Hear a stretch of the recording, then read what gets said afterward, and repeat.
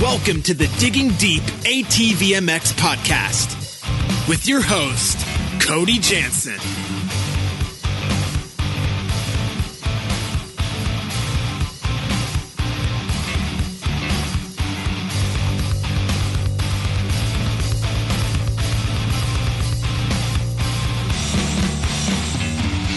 What's up, everybody? Welcome to a huge episode 10 of the Digging Deep ATVMX podcast, brought to you by CST Tires and hosted by me, Cody Jansen. I told you we had a big one coming tonight as we're joined by the biggest names in ATV Motocross. All three members of Team USA will join us to talk some Quadcross of Nations action. Chad Wienen, Thomas Brown, and Joel Hetrick all coming on tonight. So pumped about that. I want to dive right in, but first, we have to thank our sponsors who assist us in bringing you this awesome content. First and foremost, thanks to our title sponsor, CST Tires, CSTTires.com. The Pulse MXR tire is the best tire on the market, no matter what the terrain. Join the CST takeover today or prepare to be beat by someone who did. CST Tires, where passion meets the ground. Thank you, SSI Decals. SSI Decals is a key contributor to Team USA's winning efforts and the brand responsible for all of Team USA's fire apparel. SSI Decals riders also swept the AMA ATV Pro podium at every national event this year. If you don't use SSI Decals, you won't win, nor will you look good. Thanks to those guys. Thank you to DID Racing Chain and their 520 ATV2 X-Ring chain.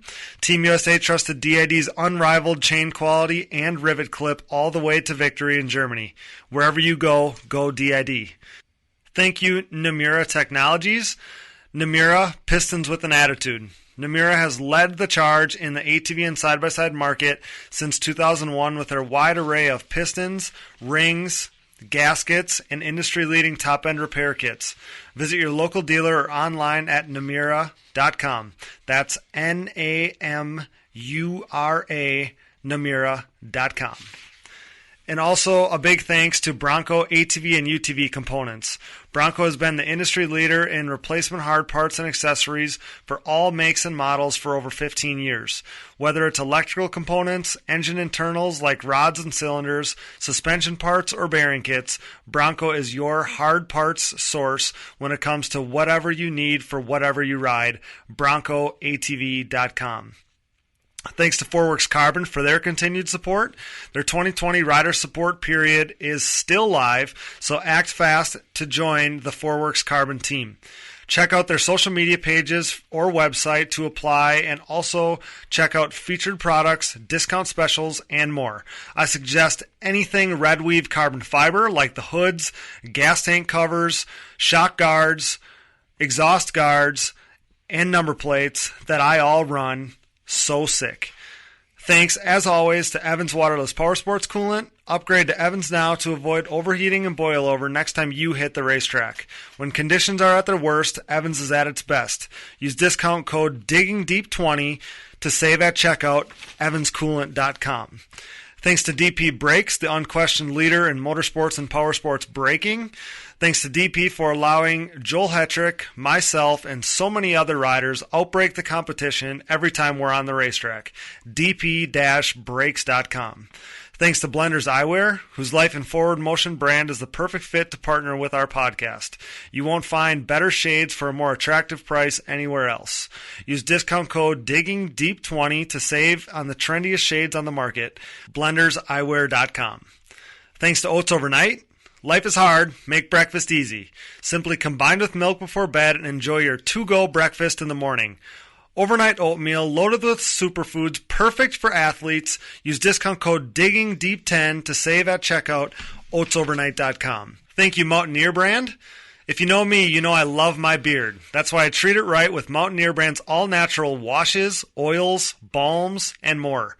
Use discount code CODYSFAVE in all caps. That's CODYSFAV in all caps. Cody's Fave at mountaineerbrand.com. And thanks to 100% and their new Armega goggle, unparalleled performance for the modern racer. From our new partners to our original sponsors, thanks for your support of this podcast and making this dream a reality for both us and our listeners. We pride ourselves in partnering with only the best brands in the industry, so better your riding experience and your lifestyle by supporting the sponsors who support us. If you love the show, the best thing you can do is support our sponsors. Also, if you're interested in becoming a show sponsor, shoot me an email or a message for more details today. Once again, thanks to all of our sponsors. And now, I'm so pleased to introduce your three-time defending Quadcross of Nations champions. It's Team USA, hot off their win in Germany. These three men need no introduction, but we'll give them one anyway. Brought to you by DID Racing Chain and their 520 ATV2 X-Ring chain with Rivet Link, we welcome to the show Captain America Chad Wienen. We also have, brought to you by Bronco ATV and UTV Components, Mr. Quadcross of Nations himself, Thomas Brown. Thanks for joining us. And finally, brought to you by Namura Technologies, the champ, Mr. Joel Hetrick. So stoked to have the three of you on tonight. So before we dig too deep, I just want to mention that we were also supposed to have Harv Whipple tonight, who, for those of you who don't know, has played a key role since forming the American effort and throughout these 3 successful years. But he was wiped following the Monster Cup, so though he couldn't join us, on behalf of all of us here, I just want to give him some well-deserved credit. He's a guy we're all very grateful for. You know, you guys have had a couple weeks now to reflect on the Germany trip, Quadcross of Nations as a whole, and the three-peat that you achieved over there. So let's relive this thing. Kind of taking it from the top, whoever wants to take it, talk about some of the challenges in putting together the American effort, for the event. And, basically, like, it seems like it takes a whole year to kind of prep for this thing. So just talk about that whole process a little bit. Again, whoever wants to take it. All right. Yeah. I mean, the biggest part is it's months ahead. We got to start prepping, and just like once you're elected to be a part of it, and we've all talked like, all right, who's going? Like, and once I was finally, elected to go and was asked and accepted, it's a lot of work right away. The bikes that got to get built, I sent 2 bikes this year, and I had to get bikes built to finish up the last 2 races here. And that's the biggest thing, is not the parts, but you lose your race bike, which in this case, I lost my next practice bike and my backup race bike. So I jumped right in, started building a new race bike to race Loretta's and Ironman on, because bikes had to leave directly after Redbud. So after Redbud, I went back up to Baldwin's, finished up those 2 bikes that are going overseas, and then finished up my bike for Loretta's. And man, it's a ton of work. And then the overhead on top of that is pretty big, because this year was a little less for me because I sent 2 bikes, but same time, just on and on. We don't get to send our normal trailer there with all our standard parts, so you got to take that trailer and pull it out. And so obviously, for those parts having at the next race, it's huge. And Chad's done 2 bikes for the last couple of years. I did the 2 bikes this year, and then luckily me and Chad coordinated with like, all right, if we have some huge catastrophe or something go really bad, both me and Yamaha's, we could start sharing some stuff with that spare bike. And last 3 years, we've done that. And then Joel this year, with building 2 of those hybrids, I can't imagine what that team had to go get that handled, just building 2 one-off bikes just to get ready. Yeah. Oh, I was just going to say it came down to the wire with getting the bikes built. Honestly, it was like just probably a few days before the race where, not before the race, before the container had to be, locked up, that we had the bikes fully done and, graphics on them, this and that. So it really came down to the wire for the Phoenix Honda team. And, we were fortunate enough to get it done with 2 awesome machines that, did us very well over there. For sure. The one question that kind of comes to mind for me is, are companies extra happy to help, companies that you work with, because of what you're doing? Or is it kind of more on your dime, or how does that work as far as it is a big expense to go do this. So. Yeah, there's a lot of companies that really do kick in a lot to our efforts and go above and beyond of doing special one-off stuff for that event. And, kind of without them, I think we'd be in trouble. there's a lot of sponsors that do sponsor the team for this event and not necessarily us individuals. So those guys also kick in as well to really make the wheels turn. And it's special, just going to that event and having special stuff on your machine, special stuff you're wearing.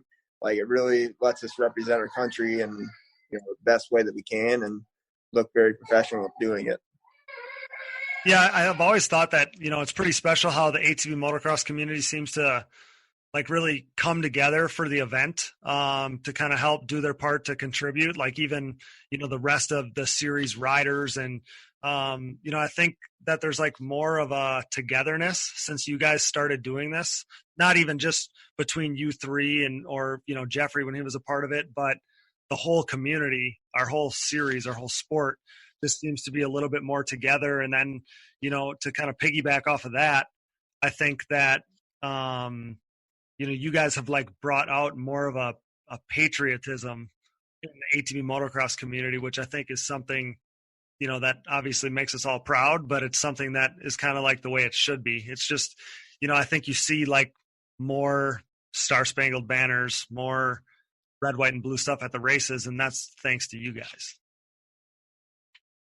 No, it's definitely cool, and the support we get from the ATV community is unreal. I mean, I guess the biggest thing is the riding schools do huge help that we use to raise money to get us over there, to get equipment over there. It's a big expense. Those are very expensive schools. A lot of people come support them, but the Walnut one is super successful. And then the Redbud one was great, but we got ripped out, and there were still multiple families like, yeah, we'll pay full price for y'all just to sit here and talk to us. We know we're not going to get on the track. They're like, we just want to support Team USA. They're like, yes, it's great that y'all get to help our kids or help our significant others or help us out. But all them people were like, the biggest reason they're here is we want to show our support to y'all, go over there and win again. And that's super cool. And then on top of that, the tracks and all the promoters are like, every time we've asked, they're like, yeah, we can do it. I think every time we've asked, they've given us the track for free. So it's, that's a lot of work on them. The day before a race, they're giving a track up for us to destroy. It's the whole community, everybody, the promoters, track owners, to the racers in it, jump in, and we need every support we can get because it's a big adventure. And I'll tell you one thing is with Mark and Hart and the whole team is everybody does their job to the fullest, and it's a full-on effort. Like when we're going there to win, not just go in there to. I mean, you guys do our best is one way to look at it, but it's an effort that's not matched. Like we're going there to try to be as prepared as we can be, and it's hard with basically three teams pitting out one 40-foot container. Yeah, and we'll get to that later, but that's craziness in itself. So, again, that's kind of exactly what I was getting at, is that everybody kind of tries to do their part, and the support of the whole community is behind you guys. So kind of setting the stage to talk about the event itself. Like, as a country, what is Germany like? And particularly the area where the event is being held, for all of us that haven't been, kind of tell us about the area there, and not the track so much. We can go into that next, but that area itself. I guess I can take it. It was kind of like a small area. We were in a secluded, I don't know if you'd even call it a neighborhood, but when we first pulled up, we went to like an apartment complex, and we were in the wrong spot. And luckily, there's some neighbors that pointed us in the right direction, I think. But it really was a nice area. It was great scenery, a lot of forest, and it was just kind of reminded me of where I live at, just out in the wilderness basically. But it was really cool to be there and travel through it every day to the track. It was like a 30-minute commute, and Thomas drove every day, so it was nice for me just to look around and get to experience where I'm at. Yeah, I'll follow that up. Is that it was like day one where me and Brandy are in the car, and we're leaving Berlin, and we're starting to get out into the country, more towards the track. I'm like, man, I feel like I'm just in PA. Like the landscape was really similar to that, so I think Joel nailed it on the head. I felt like the landscape and stuff was, awfully similar to PA, which is, obviously beautiful country up there. But it was definitely, smaller towns, like just little towns here and there. Track was only like not even a mile from like this little like neighborhood town kind of thing. So it's really pretty country, but I mean it's similar to the Northeast. At some point, we kind of felt at home, or I did at least, is in the environment. That compared to when we were in Italy, it didn't seem. In Italy, it seemed like we were in a different country, but here it seemed a little bit more like home when you look outside. I see. So, and then when you guys got there, I picked up on that it had been raining for a number of days, right? That first week. It never stopped raining. The entire time. No, like from the time we got there until I think Sunday was the first day that it didn't rain at all. At some point, every day it rained, and it was just gloomy the entire time until Sunday. And the Saturday afternoon and Sunday turned out to be beautiful. Okay, so then that kind of leads me right into the talking about the track then, because all that rain and saturation obviously had its effect on the track. So it was sandy in some spots. It seemed like there was less sand in other spots, but it was relatively limited on the obstacles. But then again, the ruts in themselves were an obstacle. So talk about your thoughts on the track there. Yeah, the track itself like had a really cool like layout. I think it had a ton of potential. Like when we got there, they really hadn't prepped it a whole lot, like getting it ready, and they tried to do like a sort of a prep on would have been Friday night, I think, and we got there, and I mean it rained again Saturday night too, so like the track took on a lot of water, and they just kind of let us ride it all weekend. The track was pretty beat and sketchy in a lot of spots. So you had to pretty much ride very tense the whole time because you never knew which way your machine's going to grab and go. And, it's going down some of those straightaways, you're bouncing off of rut to rut and hopping out of ruts. And it's a pretty wild ride. And I felt like I was very in control, but I went down twice that weekend. So like, I don't know, I had some weird experiences, but luckily it didn't beat me up too bad. That that last moto was pretty tough for me, but I liked it in a manner of how rough it was and how you had to move around in the track a lot to find a good line, and that like I feel like it's fun. That's fun to me, but a lot of jumps were just like double faced, and the landings were very weird too, where a lot of the sidecars weren't jumping a lot of the jumps. So they'd land on top of the jump and then they would land at the bottom of the landing. They'd build this weird like kicker at the bottom that sometimes you could jump over it and sometimes you really couldn't. So, but yeah, all in all, they just basically let us ride the track and didn't really do a whole lot of maintenance. Yeah. Not very often are we going to see you crash twice in one weekend. So, the live broadcast did no justice to what the track looked like. I mean, I was watching it and it didn't look that rough. And then when Gloop's footage came out this week, I was looked like a totally different track, totally different event. So, so compare it to Thomas and Chad. Compare it to last year and how it compared to the sand track that you guys dealt with last year at the 2018 Quadcross of Nations. Yeah, I've thought about that a lot because I was like, man, like I left last year, like so, like that was like the weirdest track I'd ever rode. It was like a slot car track all the way around it, and it got somewhat rough, and definitely that last moto was really rough last year, the one I ended up wrecking in. But I didn't. Every time I went out, it seemed like the track was prepped. So, but even then, like they would do a little bit more prepping each day, and then the ruts were fairly smooth and the track was really slow. So like even coming in this year, we were talking about beforehand, like looking at videos of the track, like man, it's gonna be faster. So we don't think it's gonna be as rutted, but it got just as rutted. But this year's track was twice as fast, and the roughness was the most extreme roughness I've ever seen.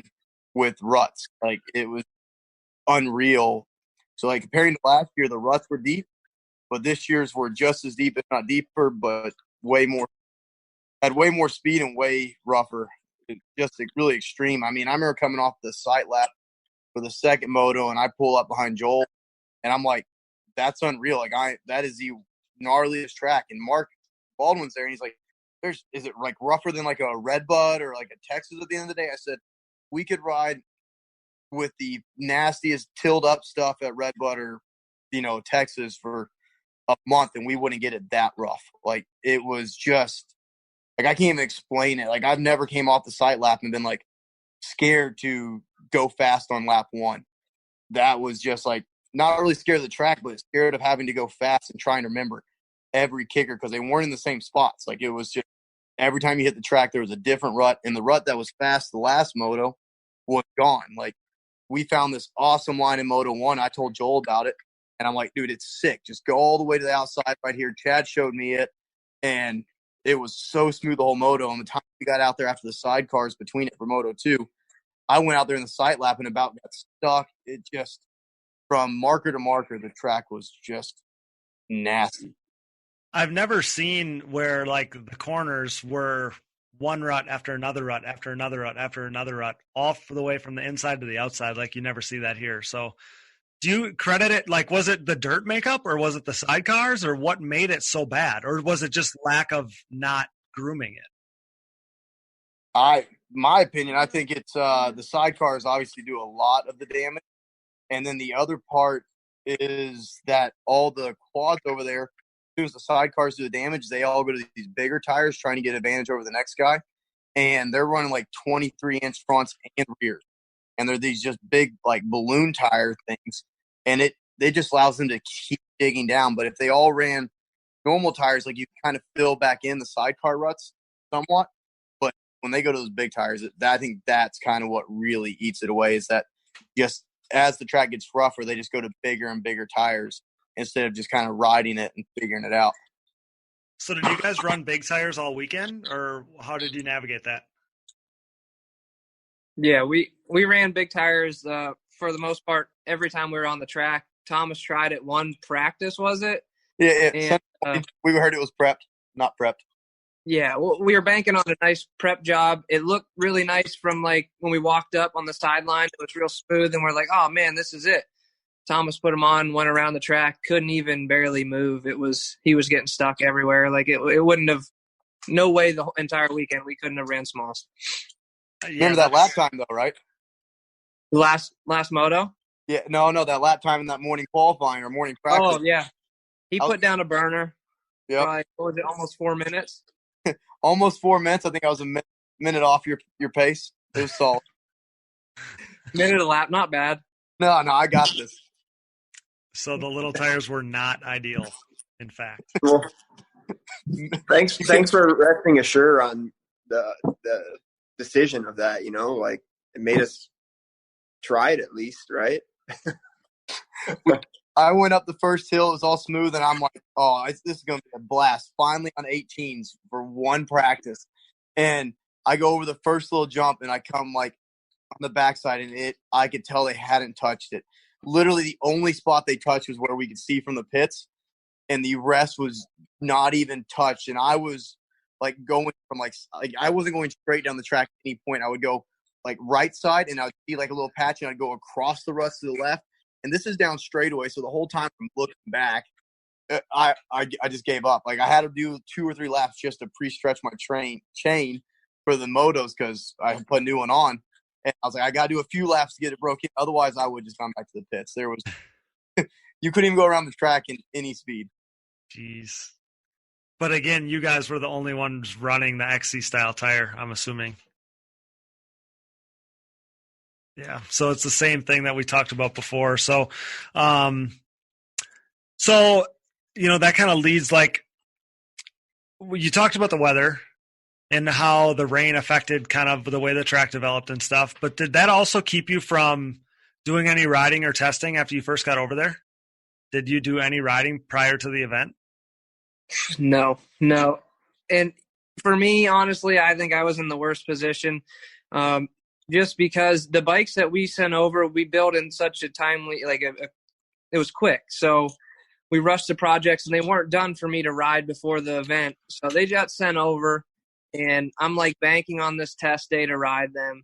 Didn't even pull the race bike out to ride it. And then we get, Saturday morning, I ended up, riding. I think I rode both of them that day, but ended up being perfect. But it was just still stressful for me not to get that test day in because of the weather. And we could have rode, but at the same time, it's like we would have created a bunch of work for the mechanics, and I didn't feel like we really needed to, honestly.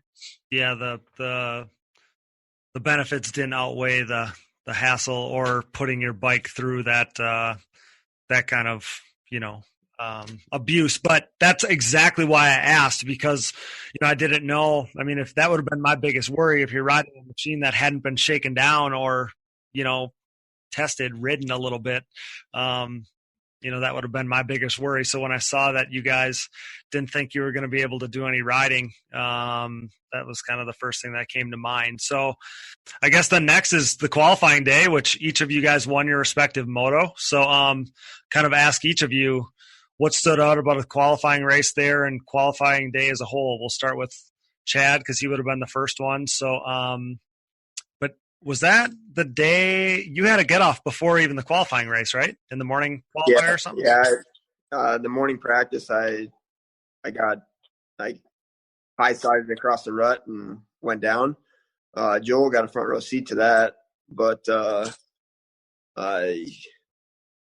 just the morning was super wet, and I feel like I ate roost all weekend, and it's just my starts were not there. So I struggled a lot with my starts we had to start in first gear, just being with the bigger tires and the exhaust being the way that it was and the fuel. It's a lot different than what our machines run back home here.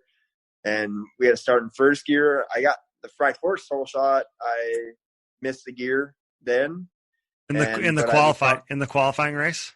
In the qualifying race, I missed the gear there, and I was able to recover really quick and get back. I think I came around the first turn in like 6th or 7th, and just started picking people off. There's people going everywhere. If you can imagine a track that we were riding on with the ruts and the bumps, and there was pretty much one really good solid line. So if you got out of that line, and it was pretty soft, and luckily I was able to make passes and move my way to the front. And I don't know when I made the pass to the lead, but it felt like my machine weighed like 100 extra pounds after I was done.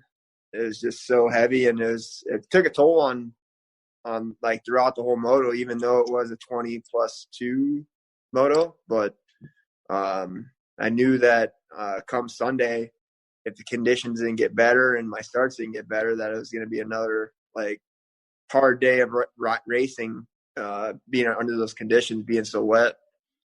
But came out of there with a good qualifying position with the win, and kind of set our tone for the rest of the weekend.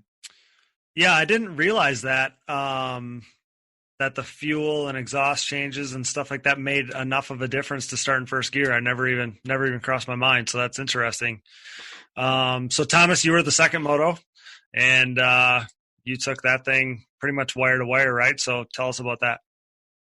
Yeah, no, my whole weekend was, I guess uneventful, but yeah, qualifying went good. Same thing with Chad is we kind of did so you do practice in the morning on Saturday, qualifying day, and then they have a 10-minute start practice after the practice. And both, I pulled up there next to Chad. He did a start like normal, his bike bogged, and then I got to clutch it out. Mine did the same thing. So we both switched to first gear starts, and it ripped. I'm like, all right. So I went to the line of the qualifier, did first gear start, but I actually didn't get like my start was not good coming through the gate, but luckily I had the inside and was able to kind of bully my way into the inside and out of the first turn, and then able to seal it off in the second turn. So basically we got the start and then led from there.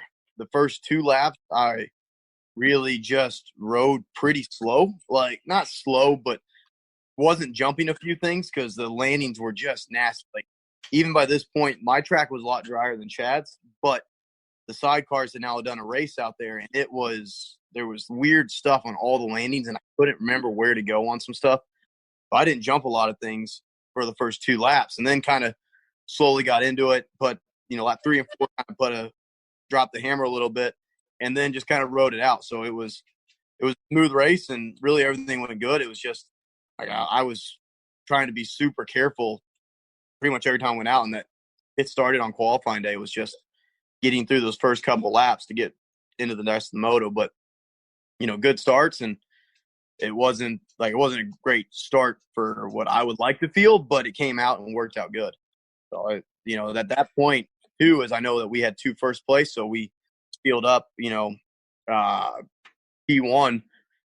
for the next day on all the gate pick stuff. And I remember like last 2 laps, I was kind of like just on cruise control, and big storm was rolling in, and we were even talking about when we got back to the trailer, like, Joel, if it starts pouring out, like, just pull off. Don't even worry about staying out there, because it was nasty. But it was good. I was stoked on the, to get the seal up that win and, take the stress off the whole team. Yeah, because after 2 motos, right, then you had clinched first gate pick, right? Yep. Yeah. So was that was starting in first gear already on your radar? Like, is that something that you've done at the other events, or this is a new thing? No, it was a new thing for me. And honestly, the last moto, I finally went back to my regular start, and I think the start practice after after the qualifying time deal or the practice, it messed me up. I think the clutches were hot, the bike weighed a lot. And honestly, my last start was finally perfect of the weekend, but I finally went back to a second gear start. And I think it kind of messed with my head a little bit, is not to trust it. Yeah, it's not as powerful. It is. The bikes aren't as powerful they are here, but it messed up with my whole shift points and everything in the first 2 races. And that's kind of why I was okay with trying it on that last one. Gotcha. That makes total sense. When you guys do thousands and thousands of starts in second gear, it would be weird to go back to first. So then, yeah, Joel, you were the third one. And what was it like for your first moto back since missing the event last year? Tell us about it. No, it was pretty stressful for me. Going into Saturday, we got online, Glue showed us our gate picks, and it turned out that I had last gate pick from my qualifying race, back row. So I was pretty, stressed out for a little bit. I'm like, this is going to be a tough race. But at the same time, them 2 had already won their motos. So I was like, I just got to go ride, get comfortable on the bike, really. Obviously, I wanted to win just to, prove a point, I guess, and just obviously love racing and winning. So I went out, got a decent start, really. I think I came around the first turn in 5th, maybe. And then I don't know. I could ride this track really well for some reason. Like I opened up lines that I normally wouldn't be able to do at the Nationals, I feel like. But I was just all over the place, finding lines and making passes really quick, which got me to the lead in that qualifying race on the first lap. And then I just maintained like a smooth – it was a fast pace. The rider behind me is from Germany. He was a good rider. But I just maintained a pace that, kept me a little bit ahead of him each lap, and brought her home for the 3rd win of the day. Awesome. Yeah, you guys completed the perfect day there. So it's set up obviously for good gate picks on Sunday, and you guys all had to be feeling pretty good about it. So, race day comes along. We're all up in the middle of the night here to catch the races. And, there at the track, I saw on the Rip It Up Films video that, it was foggy and cold. And did that kind of bring like a flashback to the first year when they cut that event short because of the weather? I mean, it was just like Motocross of Nations. It's really later in the year, and the weather is usually pretty cold. And just watching a lot of those races, you never know what kind of weather you're going to get, and it kind of proved itself for us of being cold, foggy, kind of miserable, and mist, almost like a mist too. When we were circulating in practice, you had to I was wearing roll-offs, but you had to at least pull your roll-offs a couple times a lap just to make sure you could still see.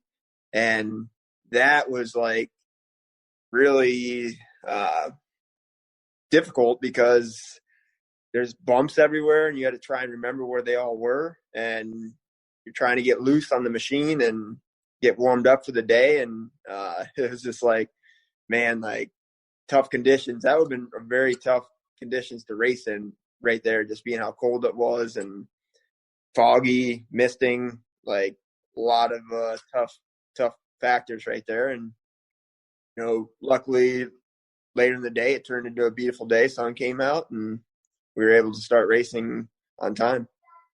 Yeah, that's good. I thought I saw on one of yours social media accounts, it was like freezing when you guys left the house, wasn't it? It was like 0 degrees Celsius, the car said, or something.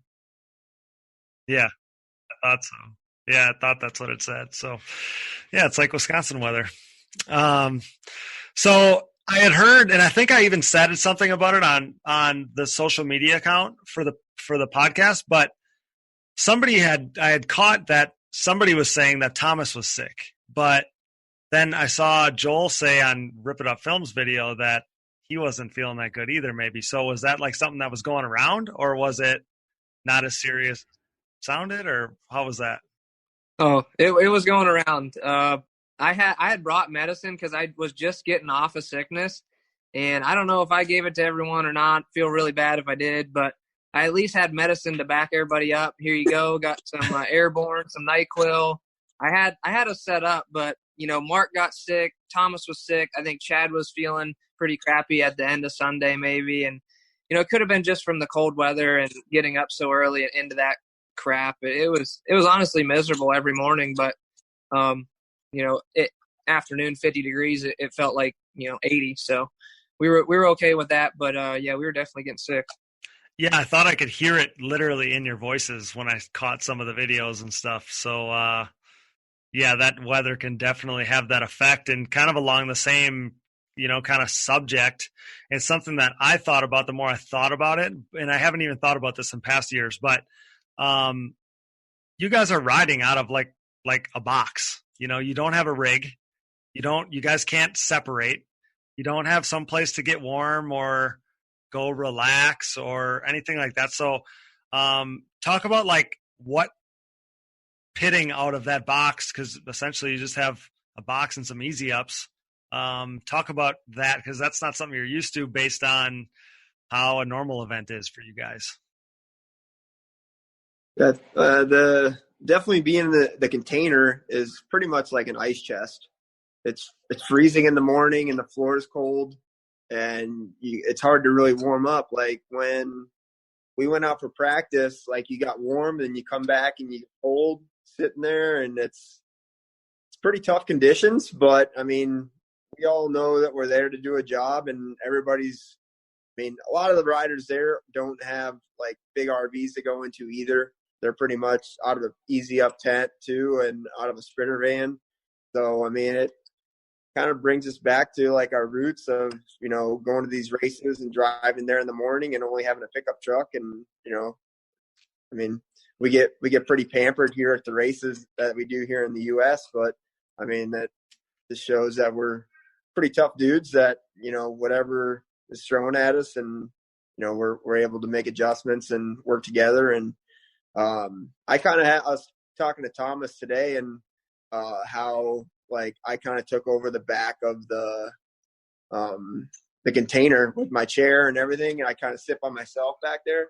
And Thomas and Joel are like out front, and then Jeffrey last year was out front with Thomas too. And I was like, man, like that kind of gives me a little bit of like separation. Like I'm back there by myself at times. I can get ready and focus, and there's always like people in and out of the container, like talking about different things, and you can kind of take yourself away from all the chatter and really focus.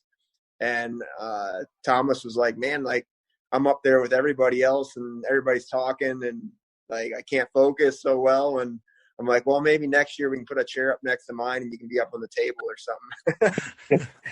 Yeah, he brought that up today, and we were just talking about it, and I was like, I I'm a people person. I do not mind being around people at all, and I'm not bashful about getting undressed or anything of that manner. But man, like when you're kind of getting ready for the moto, it's like that's kind of like you kind of start getting focused. And man, like I mean, I remember like just trying to put my pants on and stuff. Like, and, you know, I'm getting ready for the moto, so the mechanics are going back and forth, like getting fuel ready. And you got to think there's 2 mechanics that are racing at a time, so they're double the people going in and out of like race trailer. Man, it gets pretty good, and like you're constantly having to jump back and forth. And luckily, Brandy kind of kept me organized. Otherwise, I probably would have been that. But that part is tight because I mean, at the races, I get ready in the back of the trailer sometimes, but then I only have my mechanic. But if it was too busy in there, I'd just go to the motorhome. These guys, I'm sure, both get ready in their motorhomes. It's different for sure. I mean, it's great that we got this group atmosphere minus Chad up front, but it's we all make it work. I mean, it's super good. But I mean, at the same time, I think if we all had our own motorhomes, I don't think we would be as fast. As I think that's kind of the key part to the container. Is it's something that I said this year about the dirt bikes, and I think they kind of did it. Is that I mean, I don't know how many times, like, yeah, we all met like as soon as we came off the track and talked, but then we'd forget about something. And as we're changing, getting undressed or getting dressed, we're talking to each other and constantly giving tips. And I mean, the coolest thing for me is I don't remember what Joel or Chad.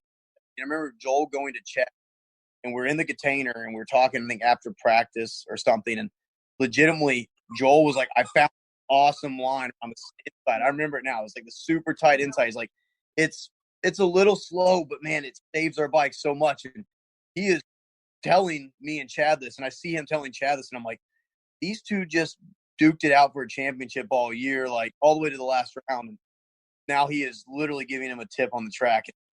That wouldn't happen if they were in their motorhome, because we would give a few tips, and not that we wouldn't want to, we just forget about it, and then we're getting later, it just doesn't come up. And I think it's a huge part to our success, because we are definitely out of our element there. Like, not only just like personally wise, but on the track, it's different than anything we've ever seen year 2 and 3. And I think that helps us a lot, as working as a team like that. That's just touching on that togetherness, you know, that, like you had said, I think Motocross of Nations guys have missed that for a while, and they could definitely take some stuff from you guys and probably learn from it. But yeah, so let's talk some racing. So Sunday, it's Moto 1. That would have been Chad and Thomas, I believe. And, you know, I said it on social media, but Thomas, you bring your A game to the Quadcross of Nations every single year. So you did it again. You grabbed the win in that first moto to kick off the day for the team. Tell us about that. Yeah, it's I take this race very seriously, and this year was definitely my hardest to train for.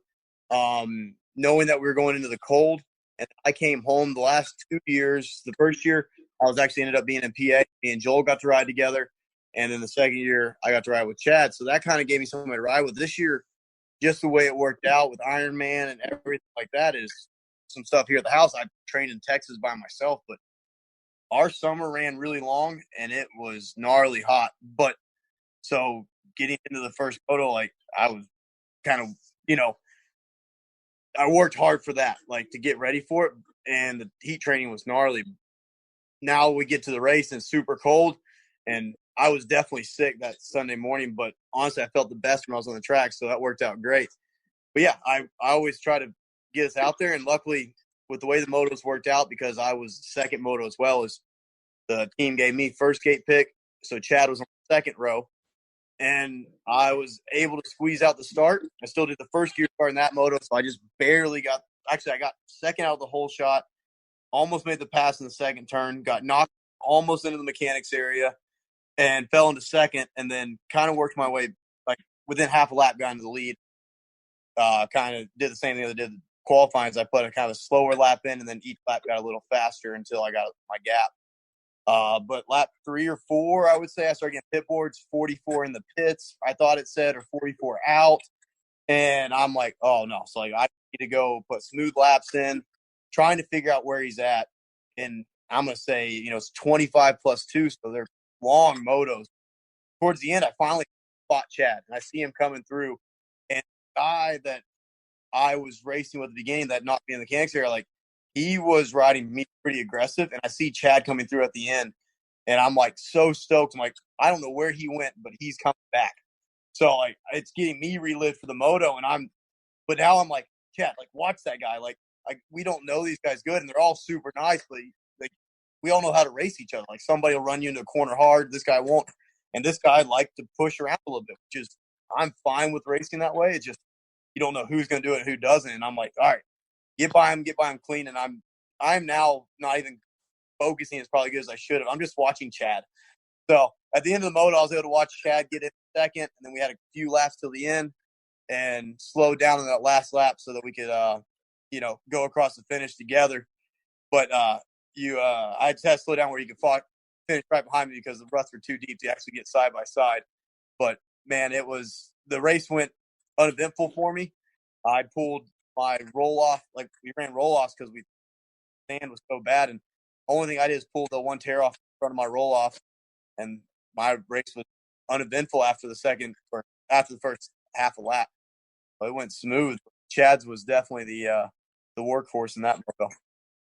Yeah, that was kind of cool that you mentioned kind of crossing the finish line together. It brought back some memories of 30 years ago, Motocross of Nations, So I was wishing that I haven't seen a picture of that moment yet, but I was hoping somebody was going to get a picture of that. So yeah, you set the tone for the day there. And then you kind of mentioned watching Chad race up through the pack.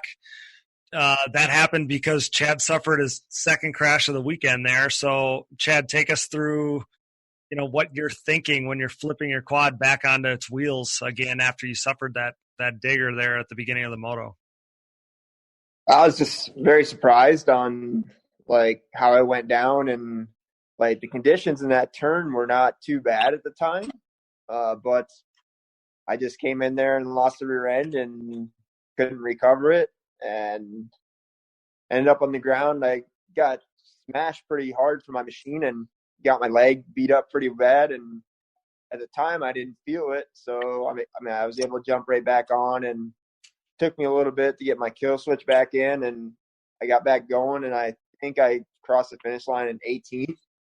At this point, I think we were on like we were pretty early in the race, like lap 3 or 4, and I was like, all right, we got a long race ahead, and like I couldn't see Thomas. I knew he was up front. I just pretty much put my head down and just went to work and tried to get myself back up to the front, and made, a lot of passes, and like made passes in groups, and like you just like riding with these guys.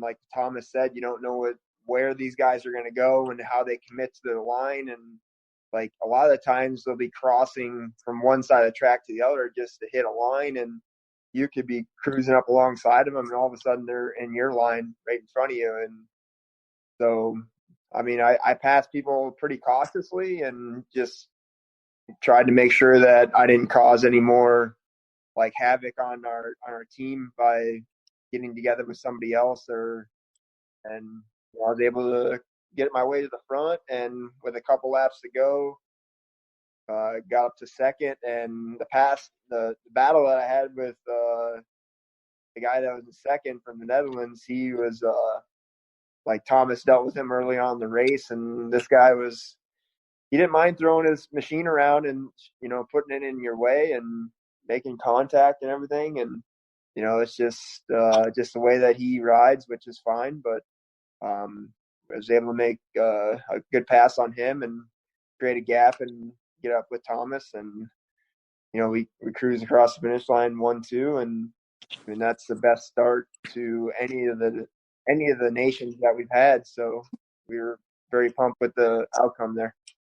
Yeah, that was an impressive ride, obviously, to fight through the pack there. I was worried for a split second because you did take a pretty good lick. So I was worried for a split second, just hoping that you were going to get up. And you mentioned that leg kind of being a little messed up, and I saw the picture of it that you posted on your Instagram after the day after the races there. Thomas wanted me to ask you how that thing was feeling going up and down the stairs. Yeah, definitely going down the stairs, it hurt a lot. There's a lot of stairs in Greece. So, yeah, it was pretty miserable for that point. And, like, during the race, I didn't feel it at all in the first moto. And throughout the day, I think I would have been better off if I was Moto 1 and Moto 2, because as the day went on, it really started to get tight. But I mean, what do? You just got to try and keep it mobile. And we made it happen. I know that. So yeah, it definitely it'll tighten up the more it sits. It's not anything you're worried about, right? It was just like an impact mark or something. Yeah, it was pretty heavy impact. It didn't bruise or anything. It just got swollen. So I don't know. Like, I still feel it a little bit here and there, like on my IT band, but like, yeah, I mean, it's getting better, and I'm pretty close to 100% back. Good. Yeah, for sure. So, yeah, you salvaged that thing, and you guys went 1-2. It was, like I said, that was a pretty cool image there at the finish of that race. And, then kind of transitioning, then leading right up to Moto 2, there was a quick turnaround time for Thomas there, and Joel was now in there for Moto 2. So, you guys were basically 1-2 like right away. And for our listeners here, just a reminder that, one rider's got to be on the first row. There's a rider on the second row. So to come out 1-2 basically right away, saying it's impressive would be underselling it. So talk about that 1-2 start there and how that led to a kind of moto where you guys were just able to kind of do your own thing. It was definitely a good moto. I mean, I was on the front row, Thomas was on the back row, prepped the gate real good for him, made it pristine. So I definitely think that helped. But I pulled that first gear start. Like, I had a really good launch, and I kind of glanced over my shoulder as I'm sideways, and he's running into the side of me, and noticed it was him. So I'm like, thank you. I'm glad it was Thomas rather than the other guys, But I'm super pumped that he came out right behind me, because it makes everyone's day a lot easier on Team USA when you come out 1-2. So definitely stoked on that. He had gone around me on the outside, the first outside line. I went inside, just habit, protecting inside, and two-wheeled really bad. He had a better line, went right around me, and then, I just had another line down the road that I went around him. And I think we just, honestly, that was a really bad moto, how it was the gnarliest to track. We've seen it, I think. So I think we just kind of raced safely and, didn't really push down hard laps because of the risk that was there. Yeah, to kind of follow that up is that, my gate was prepped prime, but I think we have a new hole shot king. I mean, covering the second row, guys, I almost ripped that thing. But no, seriously though, is Joel had a great start. I finally went back to my second gear start, and my start finally felt good. And by the time I shifted into third, when I shifted into third, I pulled up along the front row, which worked out great because Joel, the amazing start he had already pulled in front of everybody and left that hole for me. And I pulled right up into everybody and was able to kind of push my way on the inside. And Joel, he just got a little sideways in the first turn. I don't remember what Joel did. All I knew is that I was kind of still fighting to get that into that second spot. And I had to push on a few people. And then when I looked up, Joel was sideways in front of me, and I'm running into him. So it luckily it all worked out as I kind of braked and Joel pulled out. And then, like you said, the second corner, I came down there, and I didn't know Joel knew it was me that hit him. So I was like, you know what, if I can get by him, like, show him that it's you. Like, just pin it and, let him see, that. So the rest of the lap, he's not worried about somebody else getting underneath him. And got by him. And then he, like you said, he took a better line a little later down the lap. And going over there, it's not about who beats who. It's about USA going 1-2. If I get second, that's a win in my books. And I think we all knew that going into the weekend. So we didn't battle each other. It's worked out perfectly. Joel got back by me, which he sets a good pace, and I just kind of fell in. And he set a really mild pace, but it was perfect. Like, I was absolutely okay with it. The guy in third we were only pulling like a second or two a lap on him. And he was staying a little closer. And at one point we kind of evened out, and Joel had a couple seconds on me, and I was like, man, he's still a little closer than I'd like to me. And I put a little harder lap in, got back up to Joel, and then Joel put a hard lap in, and we kind of just set our goal from there. And Joel pulled a few seconds on me each lap, but it ultimately worked good. Like, my race was uneventful. That track was super gnarly, so just riding it safe. It's kind of funny is that I was talking to these guys, and Chad's running roll-offs and putting 21 stacks tear-offs, and we did goggle prep. Like, I had like I think I prepped 4 roll-offs and like 5 sets of tear-offs for the weekend, because we thought we had to pull in for goggles and just all kinds of stuff, not knowing what to expect. And I successfully pulled only 3 tear-offs in any of, like, all of my motos together. Only pulled 3. First gate drop to the last. So that kind of shows where my whole my race was uneventful, and I will take that. If I can do that all next season, that'd be even better. But man, it was perfect for me. And that's, like I said, Joel set a great pace, and it was super cool to see us just 1-2, just pulling our gap and doing what we needed to do. And oh man, to come across the finish line there at the end and be 1-2, and knowing that, you know, we were sitting great. And that feeling was awesome, because now I'm done. And it's on these 2 guys. Stress is off me. The last 2 years I've been the last moto, and it's kind of stressful. And at this point, like, I'm excited. Like, I get to go watch these 2 go back out, and man, it just, my relief was there. But the weird part is I had done what I needed to do, basically, and now my job is to support these guys. But I can't celebrate yet. There's nothing to celebrate. We got to go finish the job. But the pressure wasn't on me. I was, like I said, that's probably the most excited I've been to watch a ATV Motocross race in a really long time. So for me, it was super cool. I was ready to watch the third moto. Yeah, I was going to actually ask that, how you were feeling, because with the second moto done, the other guys aren't done yet, but you're done. You did the best you could have done, had 1-2 and the 2 motos there, and kind of did your part, and then sent the guys off to go do theirs. So yeah, that had to be a kind of a weird feeling that you couldn't totally celebrate yet, but you could celebrate on your own personal day. So did a hell of a job there for Team USA. And like you kind of mentioned, even using your words there, that was probably the most uneventful moto of the 3. And then,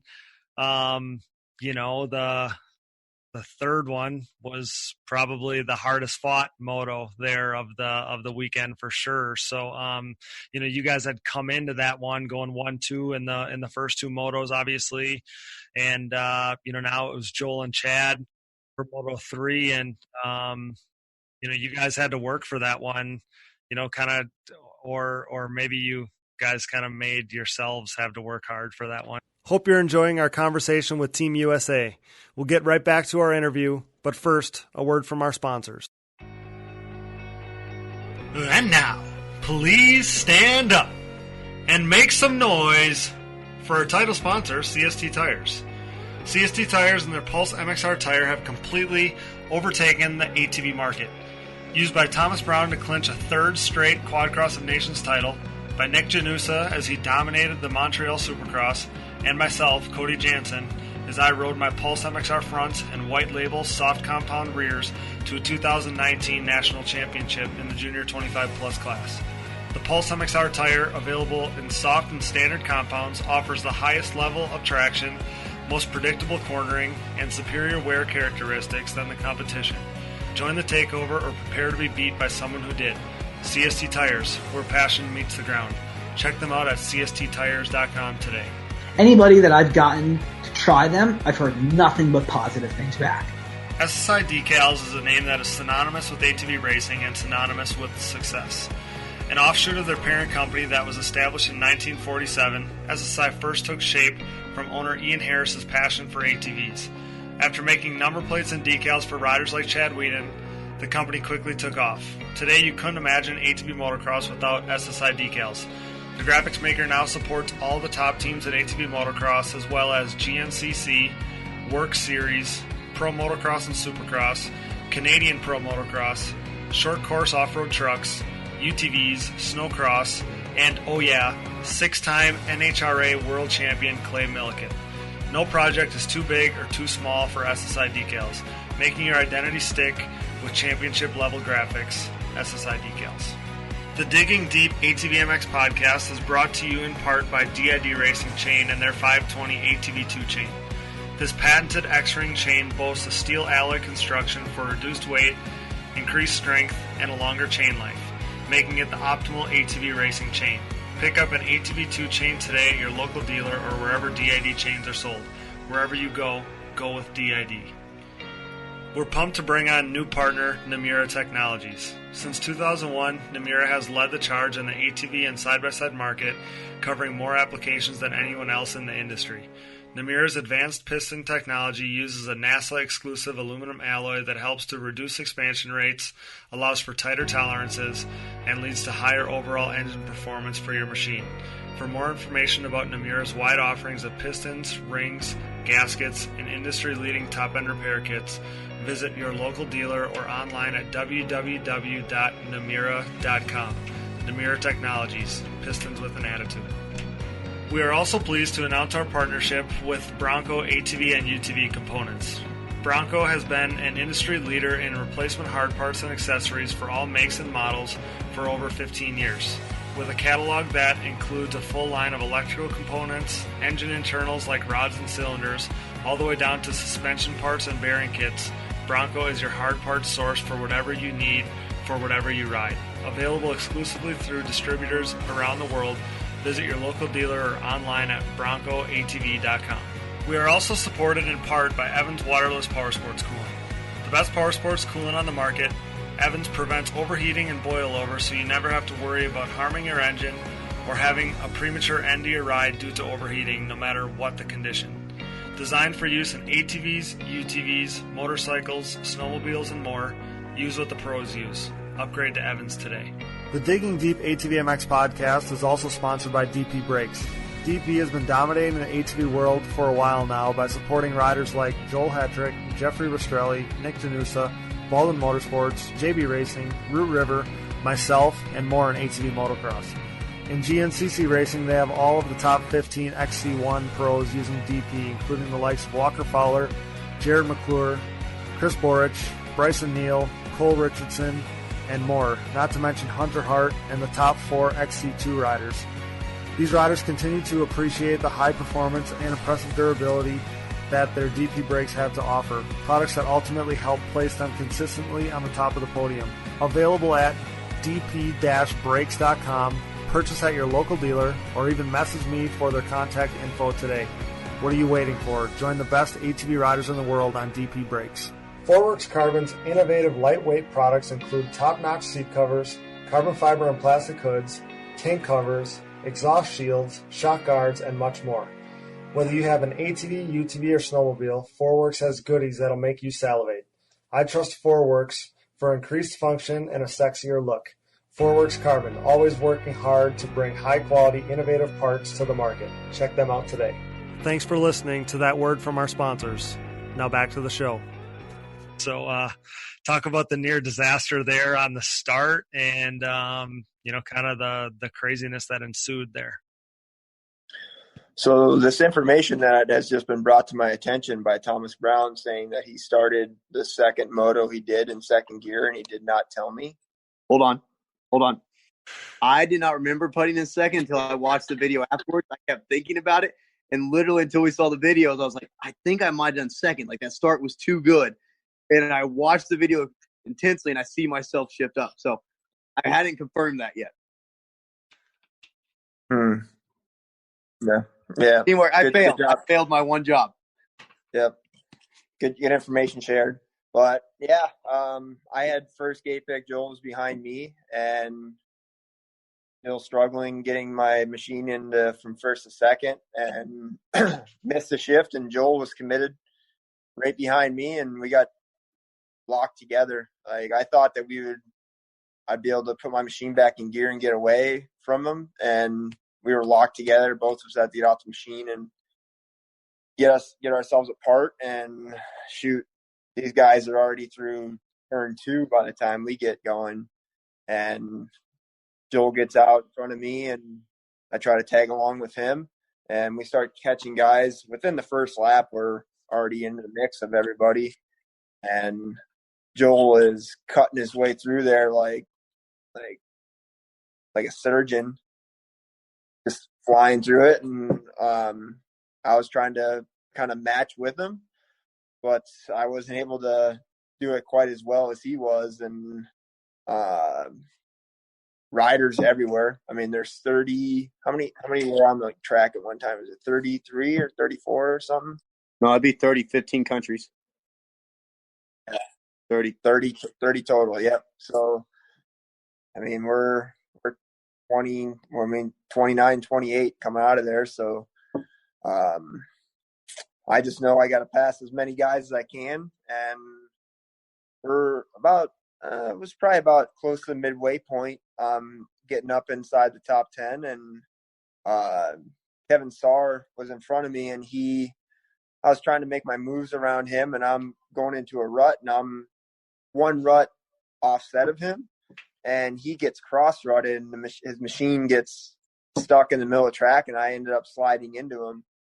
And I have to get – I can't remember if I had to get off my machine or not, but I got undone. And actually I did have to get off my machine because I pulled it back, and I'm facing like 90 degrees in the track. And I look down the track, and I can't get back on the track. The only way I can get back on the track is to go down it backwards. And for about, I don't know, probably 20, not quite 20 yards, but probably 15 yards, and then turn around and come back. So I'm right at the turn, so I just cross over like the spine of the turn, and I carry on, and I get going again. I lose several positions over it, but I get back going again and start making passes. I get up to third, and I look ahead, and I see that second. Yeah, I can't remember his name, but yeah, guy from Netherlands. He's rolling along. He's got a good gap on me. He's got about 15, 17 seconds on me. So I was like, all right, I'm going to keep trying to hammer down and see if I can close the gap. And at the finish, I get it down to, I don't know. I mean, it was probably around 10 seconds or so, 13 seconds. And by that time, I'm pretty spent. My leg's hurting. I can't. A lot of the sections I'm having to sit down because I can't hold my weight up anymore. And so very difficult moto for me. And I know Joel as well, because I know he put in some good heaters to get up to the front. And, you know, I knew that Joel was out front, and I could spot him, and man, I don't know how he got up there so fast. It's pretty impressive. Yeah, it was a tough race from the start, obviously, and the track was super rough still. But like I said earlier, for some reason, I could just ride that track really well and find lines that I don't think the other riders were using, obviously, because they looked, too deep or too rough. And I could just glide right through them for some reason.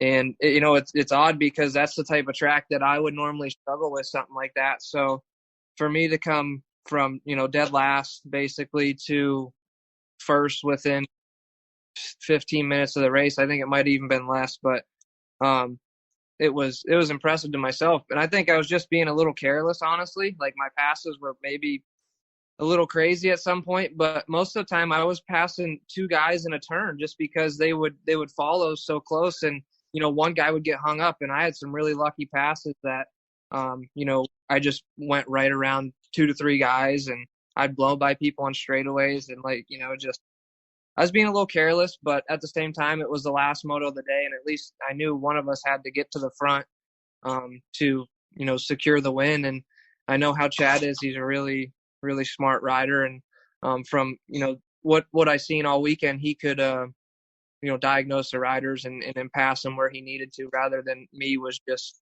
normal, typical Joel, just wide open, trying to get an advantage when I can. But it worked out, and I was super pumped. It was literally the funnest race I've had in a very long time, going through all them people. So it was super, super cool. a really good feeling to do that. And, when I could see Chad, I knew he was coming through the pack. And then I saw him in third, and I'm like, we're good. No matter what right now, we were good. If I, came off the bike or my bike stopped, he's in third, we were set. That's what we thought until we got back and had found out, the other situation that we went through. Yeah, I mean, you ended up finishing 1-1. You got all the way to the front there, so that was pretty impressive. You couldn't have had any other better day. Did you get something special too for going 1-1? Did I read that? Yeah, it was really cool. It kind of gave me a little teary eye there for a second because, it was a special day for me in general, just, because of what happened and what we went through and what I went through going, through the pack so fast. I was really proud of myself to do that. It was a tough track for me and I was wore out, but, to do that. And then, that was a complete surprise to everyone. And it was kind of crappy. I felt bad, for the guys because each one of us have went 1-1 there. And, for me to get that trophy there the first time they did it, I was obviously so happy and, emotional, but at the same time, it was kind of upsetting for them guys who didn't get that, spotlight when they earned it. Okay. Well, the ultimate deal is for the team. So, sure everybody understood and, that's cool that they were able to give you credit for going 1-1 there. And, at the same time, and I even said it on social media, but, Chad's hard fought efforts, weren't going to get enough coverage for how hard he fought throughout the whole day. Joel there in the second moto, you had to fight all the way through. You finished it off. You had 1-1. Thomas said that he had to pull 3 tear-offs the whole weekend, so that kind of shows how his went. And, Chad fought his ass off, it seemed like, from the beginning of the very first moto all the way through. So, again, I don't even know that, even us here, it's still, I feel like it's underselling how much effort, Chad, you had to put into sealing that thing for the team. Yeah, Thomas and I kind of joked around about it, being like last year he carried the number 1 plate. He had all sorts of issues. He crashed a couple times and broke a chain. And this year I crashed a couple times and had to battle from the back and just had a carnage of a weekend personally, but we were able to, regain our composure and finish these races off. And even, at the end of the race, Harv came up to me. He's like, Chad, they're going to DQ you. I'm like, well, what for? He's like, you cut the track. I'm like, okay, well, I was like, well, I just made a decision that was the best decision. Instead of going down the track backwards, I was going to just roll over the track and get back on at the soonest, safest spot. But they have different rules there that if you do cut the track at all, you are DQ'd. And they decided that was what I did. So we had to eat that. But at the end of the day, it didn't matter to our score that we were dropping that one. But, we called it a good, hard lesson that did not affect us in our overall score as a team. So I was okay with that. I felt upset about it because I knew that I felt like I made a good decision, but it's their rules. We play by their rules. And, that's a good way to learn a lesson that we can't do that at all. So, okay. Yeah, because I knew watching it and I knew when it happened, and I thought, okay, Chad cut the track a tiny little bit. You could tell, you couldn't go backwards, or you could have went backwards. That would have been the only other option, but cut across the track so little, and you were in the back of the pack and losing time, and people were passing you and stuff. Like I said, I saw it happen. I didn't think anything was going to come of it. And then, so you got to third. So it was Joel, and then what's that guy's name? Mike Ben Grinsven or something. And then Chad finishes third. Well, then after the fact, I see something that didn't have you listed in the top 5. So I'm like, oh, it's probably a typo. And then I saw more, and you still weren't in the top 5 listed riders. So I'm like, okay. Then before we come on here tonight, I learned that you were DQ'd, and so yeah, it's one of those things where nobody's probably plotting against you. I know that that's like the case in some of those other events, like Ponte Vu and stuff. But like they're really strict on their rules. So obviously, like you mentioned, you learned this lesson.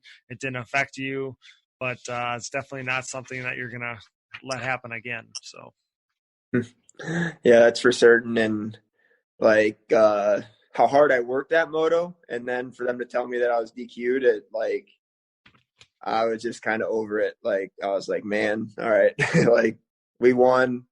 It kind of ruined my celebration with the team because, just after the fact. But, I just sat down on the podium when they started playing our national anthem, and that really set me to be like, man, we did as a team, and, it didn't matter individually at all. It never does. So that was a turning point for me just to get over that moto. So, yeah, I think that you had a lot all of you, you are a representation of all of us here in the States, when you go do something like this. So first of all, that moto was never going to count.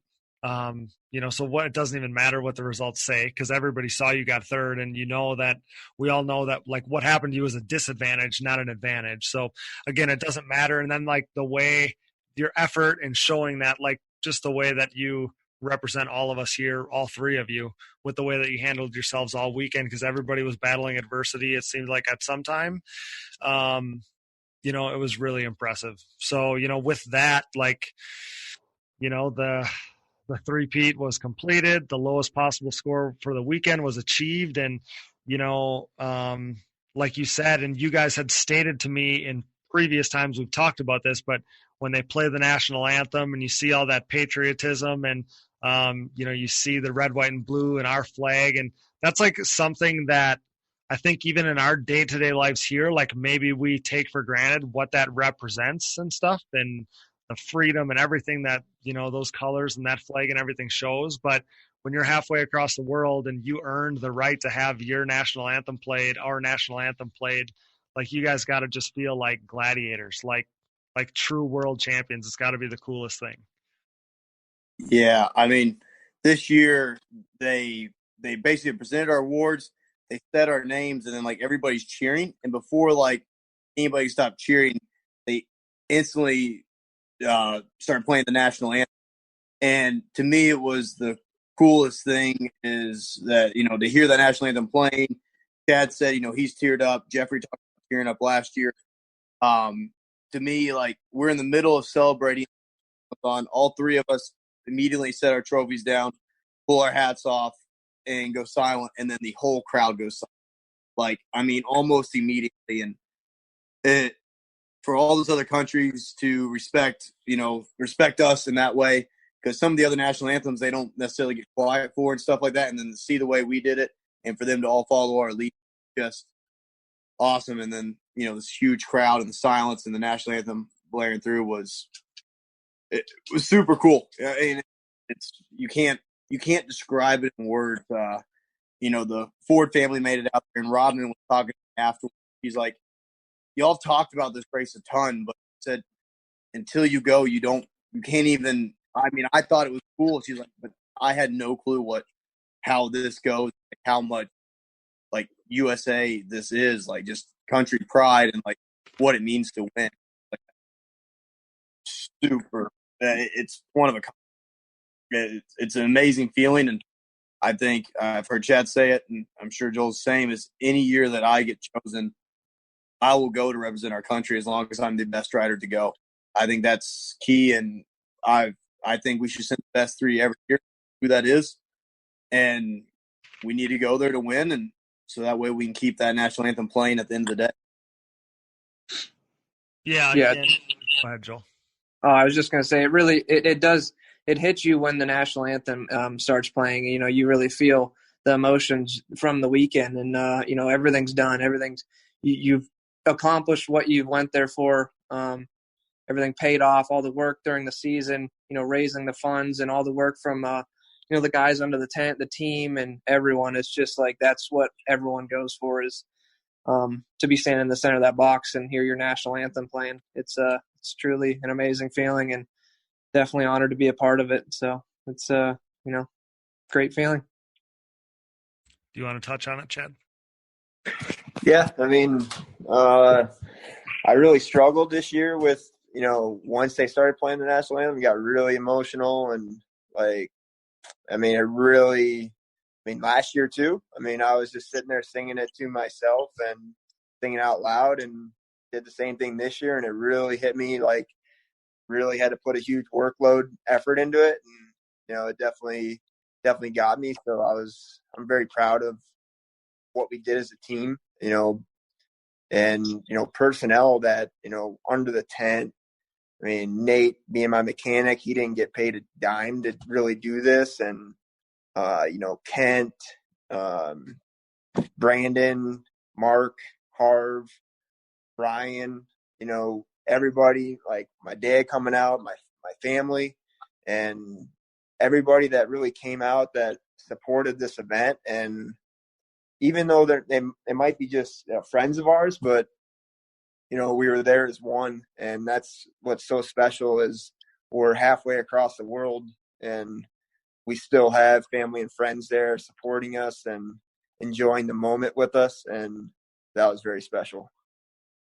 Yeah, again, the way you guys go about it, the way you guys handle yourselves, the way that you guys compete at the highest level, like across the board, everything you guys do, and all the people that you bring with you, you make us so proud. And in the way that you represent us is the reason why so many people are there to support you and support you all year long and stuff like that. So it speaks for itself. Like the support that you guys get is 100% deserved and then some. So, you guys achieved it. The three-peat, we were sitting there in July, and, that was still even late in the stages because you guys work all year long to make this happen.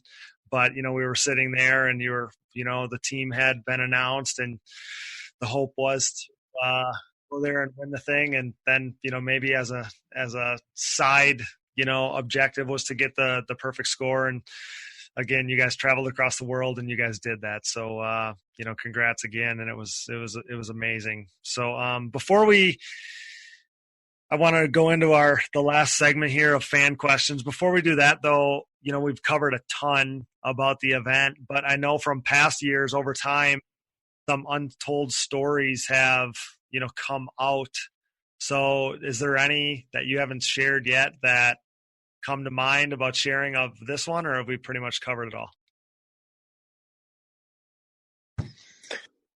I think we covered about most of it. And, like after the event, like Joel and like his family, they had to bounce out and go catch a flight. So like the celebration was short and sweet for them. And like we create friends over there, and a lot of people that we really got to know from going over the last 3 years.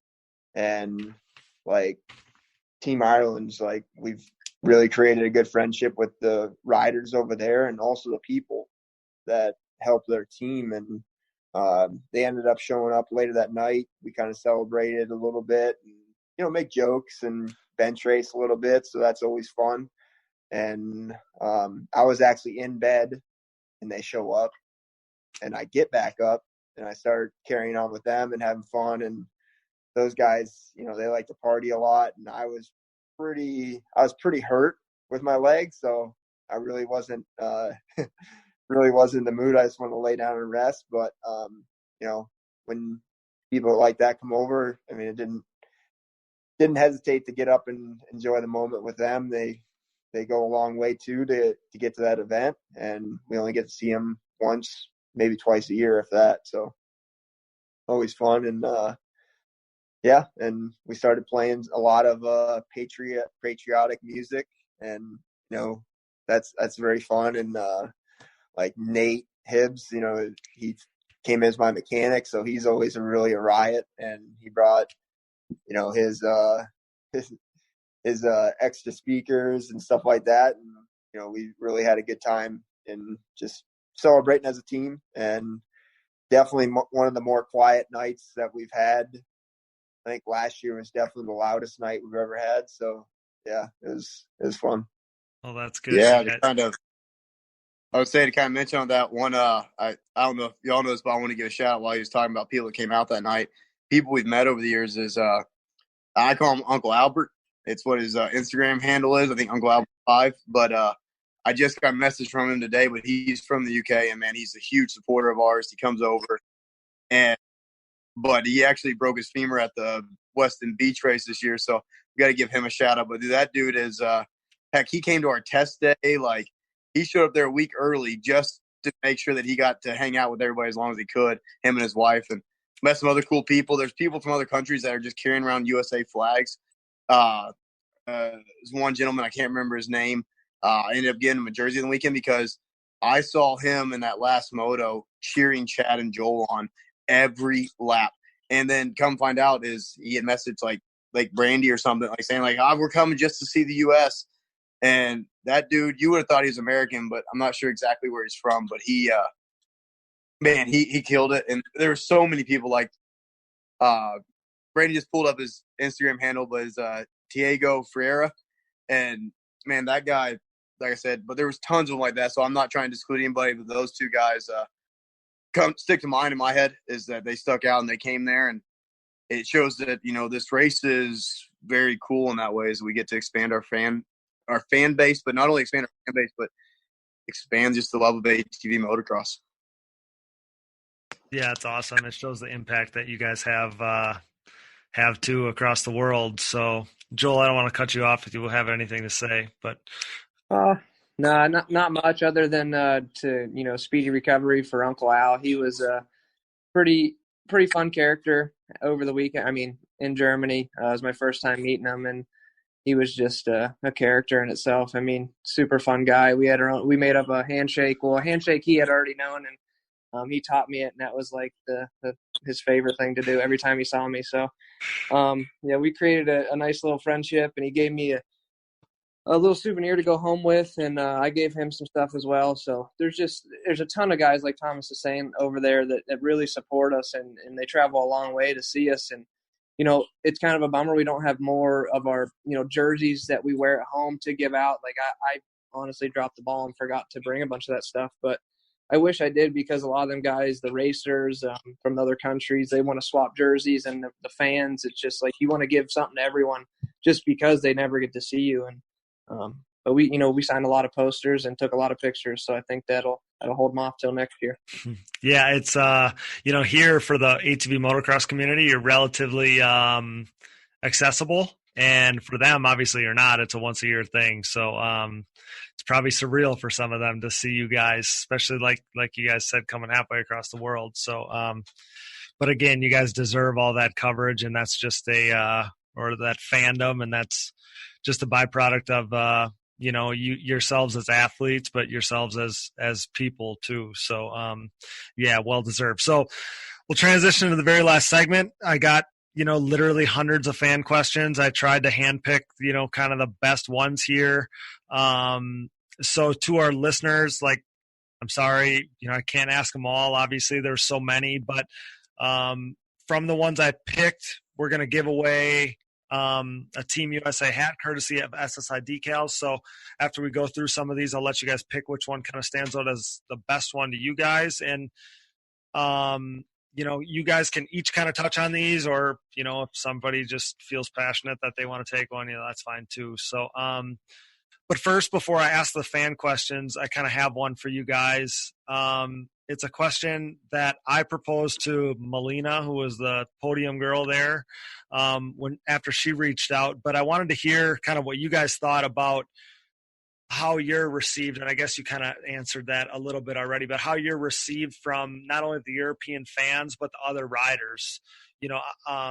Does it feel like they kind of look up to you, or is it like just kind of how are you received by the Europeans in general? Ultimately overall, I think we're received very well. I will say, like, each year it's been different. Is the first year it was received as that nobody was gonna be able to touch us, and then last year I remember hearing a lot more. It felt like they had a lot of confidence, and then this year it was kind of somewhere in between. And like the first year was like, all right, we're going there, and it's like they kind of put us ahead of them. And then last year they thought they had us, and this year it just felt like a race. Like as far as with the other riders, you need to talk to the ones that do get to speak English. Uh, it's I think it's overall received. I don't see any hatred towards us by no means. A lot of the riders are very cool. We get to talk to a lot of them. I wish we could hang with more of them. And I will say, is like this year, like on the line, I was looking at walk past two riders.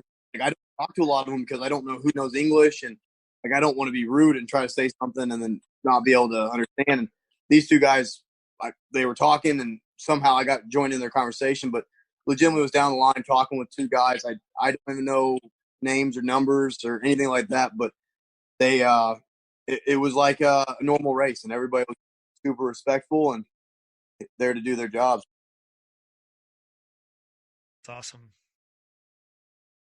Anybody else want to touch on it, or we'll go on to the next one? Yeah, I feel like there's never ever any sort of like disrespect or anything like that. Like obviously these guys want to race us and they want to try and beat us, which that's part of racing. That's what it is. You just don't lay down for somebody. So, in that aspect, yeah, I mean, it's no different than any other race. These guys are very, very good at what they do. I believe that like we, as us going there is really raising their level of racing to another level. And like a lot of riders every year, it seems like there's a new rider that pops up that's riding very well and very close to our pace. And I believe that if they just figure out keeping that pace the whole race, it's going to be very, very interesting very soon. So it's very cool to see the level being raised, and it's exciting to go race with new people. And every year it's a new track for us. It's a track that we've never ridden at. So that's always cool. And, just there's always respect. And that's very important to us. For sure. Yeah. It's gotta be a pretty cool feeling too, that you guys are the ones that are elevating. You guys got to credit yourselves to elevating the game, because they're not exposed to that kind of speed over there if you guys don't show up. So that's got to be pretty impressive. So we'll go to Joel. We'll let you answer this next one here, and then if one of the other guys wants to touch on it afterwards. But so Melina there asked an array of questions, and one of which was, after these past 3 Quadcross of Nations events, what's your overall thought on the events as a whole, the atmosphere and the fans? And we touched on it a little bit. So also, how did number 3 compare to the first 2? Well, it'd be difficult for me to answer the whole question, but someone else can jump in after I'm done. From the events I've been to, Italy and Germany, Italy was really well done. I mean, we had a pretty cool press conference that made us feel like superstars. The atmosphere there was bumping, honestly. They had a band playing music. They had girls dancing. I mean, there was just a really cool atmosphere. Chainsaws during the races, flags everywhere, horns. And, don't get me wrong, they did it this year too in Germany. They had, they had a lot of fans with a lot of costumes on, bells and horns and, flags waving. So in that aspect, it's much different than at home. I think the fans really get into it over there. And it was stacked full of fans. It looked like on the videos to me. And even when we were there, we signed a ton of autographs. So it was definitely a good turnout. And, this year was different than Italy. It was, I don't know if the pits were as popping, I guess you could say, as Italy was. I don't have any idea about Denmark, but, this year was kind of calm throughout the pits, but it was nice. It was normal. I mean, it was just like the Nationals. There's not loud music or anything. And, there was not much announcing going on. It was just kind of a calm race weekend. But, yeah, someone fill in Denmark. Yeah, I can fill in Denmark there. Denmark kind of between the two. Still a couple chainsaws and stuff. We didn't get to see any chainsaws this weekend, which kind of bummed me out. That's probably the coolest things. But overall, this year and last year, it was in Germany and Denmark, were pretty similar as far as hits. The crowd were huge at both, costumes at both, but Italy definitely set the stage high. Like I said, from the press conference, I think Friday or Thursday, to the chainsaws, to loud music. They brought speakers in, playing music. And I think that Italy definitely set the bar high. It's their entertainment there was high. I believe the night activities of the last two have been better, but obviously we're participating in the nighttime activities. So I can't comment on that part. But as far as during the day, Italy tops the cake as far as the atmosphere at the race. But even these last two are huge, and just how much the crowd gets into it, I guess, would be the key point to that every fan is into it. And I don't know if all the races are that way or just this race, but I mean, the guys from UK, because they're either onesie suit, that's their flag, or they're pinned like a red pants British flag.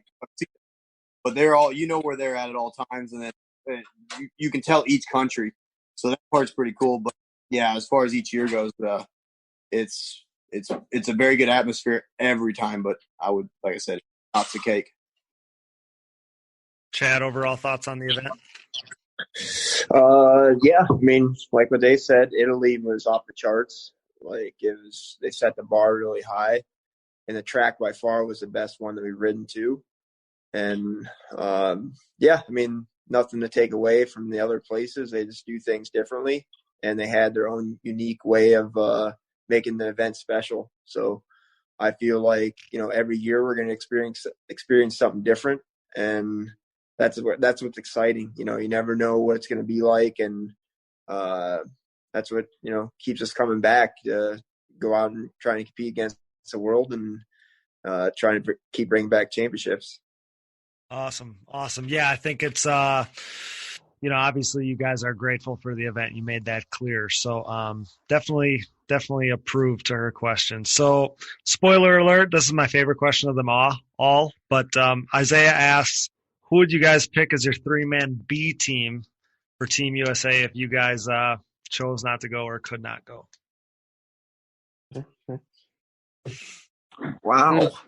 It's a tough question.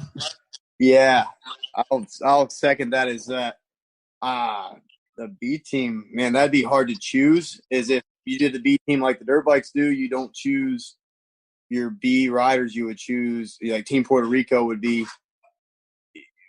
most times people that would never get the opportunity to ride for Team US. But here in recent years, between Alex Martin and Zach Osborne, they have changed what you can do in a career. But man, I don't even know where to start. Well, I mean, it is a tough question, but 3 riders that I would pick, depending, like if I'm going, then I don't want to pick that someone that potentially could beat us, obviously, because that would be stupid.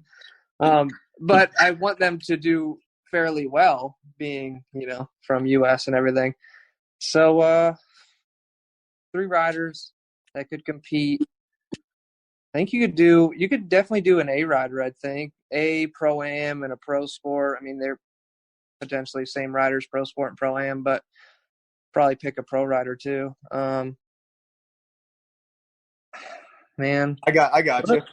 All right. So if you went for this year, you go with your Pro Sport, Pro-Am winner, Bryce. Okay. Go with like one of your A-class winners, Michael Allred. Okay. And then you could go with like Zach Decker, who would be moving up if it was to go in to your. Yeah. 2 of those riders were there supporting us this year, so that kind of makes it a little easier to. Yeah, that's you kind of get their foot in the door there. Yeah. Yeah, I could. What's that? Like go with some class champions. Yeah, I agree with that. I think I would definitely pick Bryce. I think just because I think he'd be fun to watch over there. Maybe pick my pick for the second rider. I think like Grayson just because he's my teammate for one, and I think he'd have fun over there, and I think he'd do good just because he has like a pace for the entire race. You know, like he starts at one pace and he'll finish at that pace, and then a third rider. I definitely think if we weren't doing like a pro, I think Decker's a really good pick because that would be interesting to see how he did over there, honestly. Yeah, for sure. It's an interesting take. So it's dependent too on how you take B team because, sometimes they say like if the first batch of riders just doesn't choose to go, then you call it the B team. You know what I mean? So yeah, if that's the case, then you're definitely going to pick Jeffrey for sure. Mm-hmm. And I mean, I would still maybe put Bryce in there because of what he did in Pro-Am. And then, then you're splitting hairs between, Nick Janusa, Brandon Hogue, one of those other guys. So interesting take. Chad, do you have any thoughts on who you'd send as a B team there? Well, I just kind of hung up on the whole conversation. I didn't want to answer the question. I wondered if that was the case. No, man, like, how about this? We talk about B team. Man, like, obviously, yeah. I mean, you go with, 4th, 5th, 6th. I mean, yes, you have some youngsters that have some really good talent, but maybe they don't have the experience of racing these long motos that we do already in the pro class. So that'd be a very tough decision just in general. But, I'm in agreement, with Jeffrey, Janusa, and, it'd be a toss-up for the third rider. I mean, I feel like riders shined a lot towards the end of the year, like with Hogue. And, you had riders, in the beginning of the year that, came on strong too. So, yeah, I mean, it'd be a toss-up for that third spot, I think, for sure. Yeah, I just thought it was an interesting question. Hold on. Maybe you would just go with guys that maybe like a Walker Fowler or Chris Borich for these conditions that we rode in. Wow. Because they're Whoa. Don't send those guys because they might go faster than us and might beat us. No, like the track that we rode on were straight ruts the whole freaking way, and that's what they ride it. Yeah, that's an interesting take. I didn't foresee that going there. Yeah. Interesting. Yeah, for sure. Like I was saying, it's interesting just to think about as a hypothetical there. So, that was interesting. So Eliza asks, is there anything that you would change about the team setup or how you guys go about the whole process? Any changes that you could make? Personally, I mean, I think not even personally. I think everyone will agree we're going to bring a heater. Heater, and we will be okay. Other than that, everything else works great. We're on 3-peat. It's got to be working somewhat good. Just need a heater. Joel, we've offered the heater for the last 2 years, and we still haven't got it. Maybe this year being below freezing, maybe they'll make it happen this year. Yeah. The ice on the roof. Yeah. I mean, the one thing I would request is a hard pack track every other year, at least. Would be nice. Yeah, I could agree. Did you guys? So I guess I was going to ask this a little bit later on, but do you guys know when do you know where the next one is going to be? Like, how soon do you find out or whatever? Well, from what I've heard, just rumors maybe, the next one's in the Netherlands, and they claim it's really sandy too. Like I was literally just going to say as soon as you said Netherlands, I'm like, okay, well, there's a beach race. Yeah. So that's what we're already in for, I guess. But, maybe the year after they say is in France, and it's going to be hard packed. So we'll look forward to that. Yes, I think that's right. We found out every year at the event, we find out the next year's track. Oh, okay. We find the date. But this year, I will say it's pretty sure that it's in Holland next year or the Netherlands. I'm not sure what the difference is. I heard the year after that's France. So So France could be hard packed. Yeah, Could that'd be. be nice, but I don't know how we get any deeper of ruts. Like I'm honestly nervous when they say it's going to be ruddier. I don't know how it gets ruddier. You know, there's somebody behind the scenes is like a puppeteer trying to find the most anti-American track that there is. Well, it's weird because it's like slowly getting a little sandier every year. It definitely is. Mike Van Grinsen, he's from Holland, the Netherlands, and he said it's not as bad as everyone's making it out to be. So we might, show up and it could be sandy, but not terrible. But he could be just saying that so we don't even, we don't think twice about it. I don't know. You mean the guy that's on the CRFQ with 23s all the way around is the one telling you it's not that bad? That's him. Okay, I'm just making sure that we're all on the same page, that there might be some misleading there. It could be. So seems like a nice guy. Yeah. So at what point do you guys pull enough strings to get Maxxis CST to make you some sweet 23-inch tires?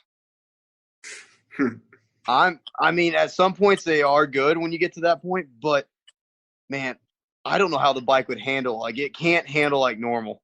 No, it's so high. Yeah, I know Maxxis has it.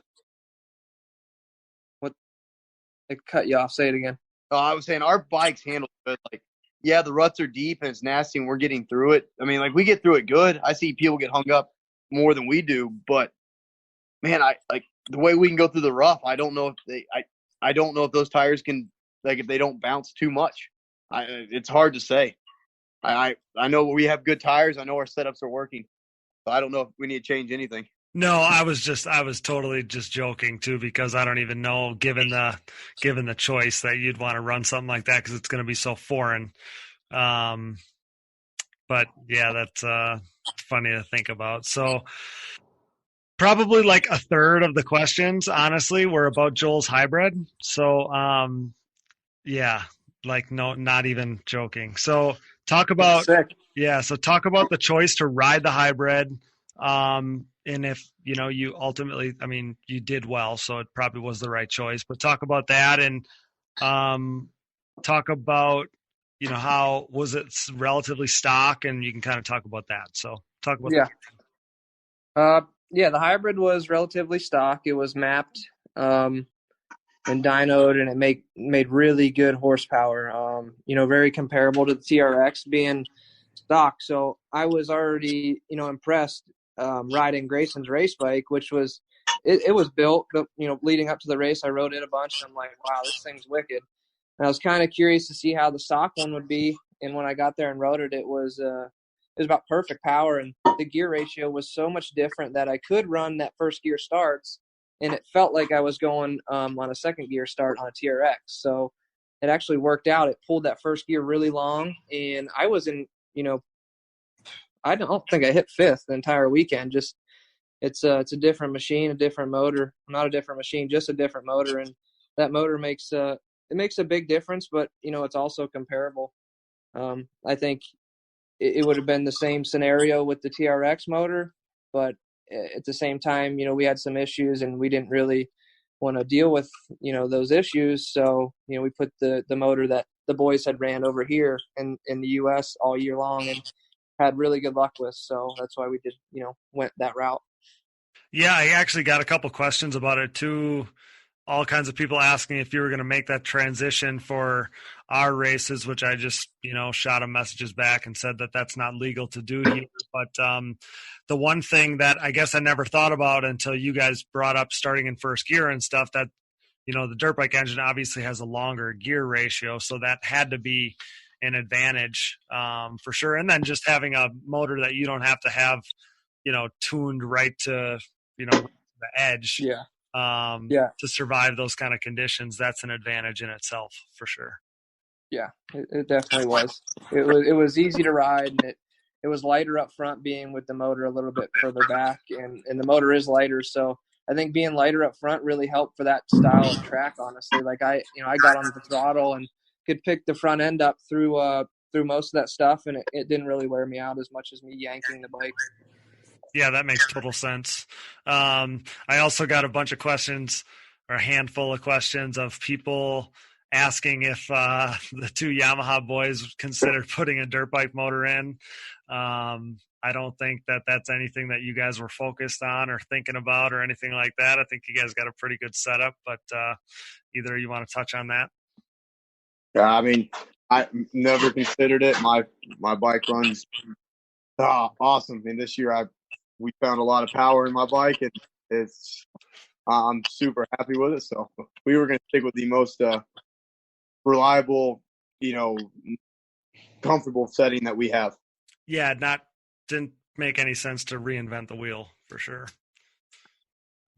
Yeah, especially for one event, it doesn't make sense for us to do that. And like, especially for me being supported by Yamaha Racing, and they want us obviously to run the production machine that they have a lot of pride in, and it's won me 6 championships on. So I no intention to go down that road. Definitely. That's the first thing that comes to mind for me too, is that wouldn't be a good look for Yamaha to have you putting a dirt bike motor in an ATV chassis, but I wanted you guys to have a chance to say it because it's got more validity if you say it rather than I. So moving on to the next question here. Austin asks, do you guys ever worry about your machines getting lost or the box not showing up for the event? Yes, and I guess the biggest thing this year was we didn't have the container until Wednesday. So I guess the getting lost, I believe everything's insured pretty heavily. Granted, I do not want to lose a race bike, but the it not showing up in time is the biggest worry because we've invested a lot of money. We'll all be over there and it doesn't show up, which, like I said, it cut it way closer than anybody liked this year to that possibly happening. So that's a big worry. I know Baldwin is ahead of all that. I know he worries quite a bit about making sure that container gets there on time. Oh wow! I never even I didn't know that it was that close to being in doubt. Yeah, and shoot, they held it and it showed up a week before them, but something was going on in customs. And I mean, anybody that's gone through customs in an airport, you know that they work on their own time. So I can't imagine a shipping container sitting in a port somewhere. We just had to wait for it to clear customs, and it's just a waiting game. And luck cleared out like Monday afternoon, so we were allowed to get it. It started getting shipped. Like actually got on a truck Tuesday. Oh my goodness, that's crazy. Yeah. Anybody else have any comments, or is that pretty good? Yeah, that was good. I mean, everyone's obviously worried, and with that extra, tension building, it kind of makes you think, well, I hope it comes because I really want to race the race, but it's a little too close for comfort. Exactly. Good thing is had to. Me and Chad had a lot of experience on stock bikes this year. We just need to go to the dealership, pick up a couple. We're going to send it. It would work. Yeah, and it would have been would have passed sound real easy. Oh yeah, certainly. Okay, I got the last one here. This was one of the most asked questions, asking if the event would ever be, take place here in the States. My take on this is obviously that it's a European event, and most of those teams probably won't have the ability or the means to get all their equipment here. So I don't think anybody should be holding their breath that the Quadcross of Nations is going to come to the States. Am I correct in saying that? Yes. Very correct. I would agree. It'd be amazing, but it's not anywhere in the near future. No, I wanted you guys to have a kind of a opportunity just to kind of tell people that. But I know when we first did the live show, one of you talked about the history of the event, and wasn't it called the European something? Yeah.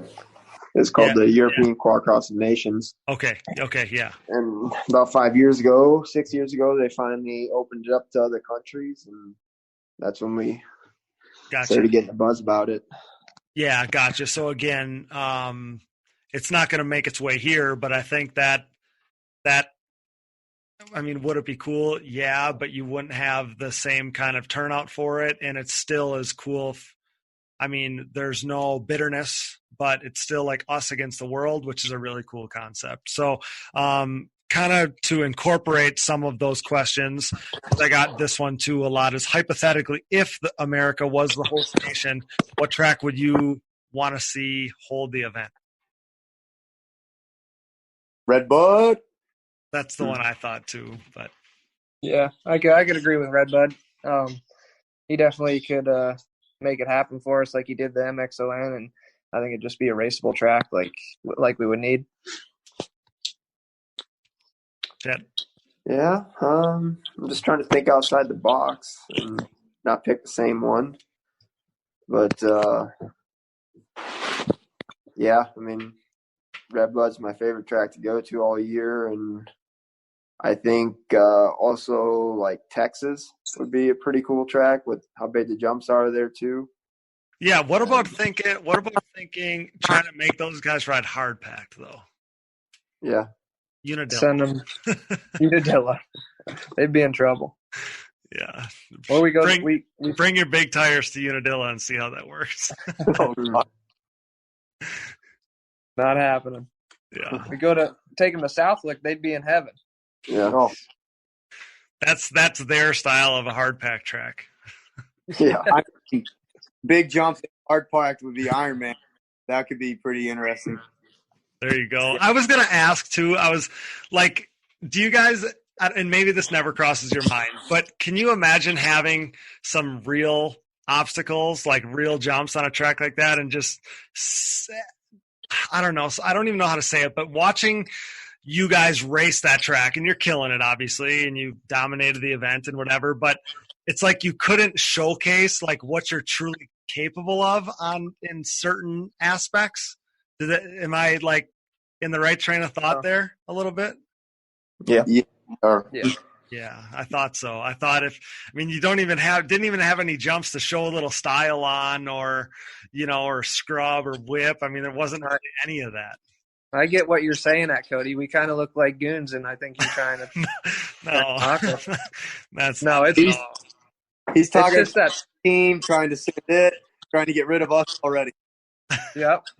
He's already upset we didn't pick him to go over. That's what I know now. I see. Yeah. No, it's just that type of track, and I wish we had something different to, like you said, throw some style. And I think they'd really be amazed if they came to Ironman and raced it or just watched, because it's a whole different ball game over here with the jumps and just how our tracks get. Well, you think back to that.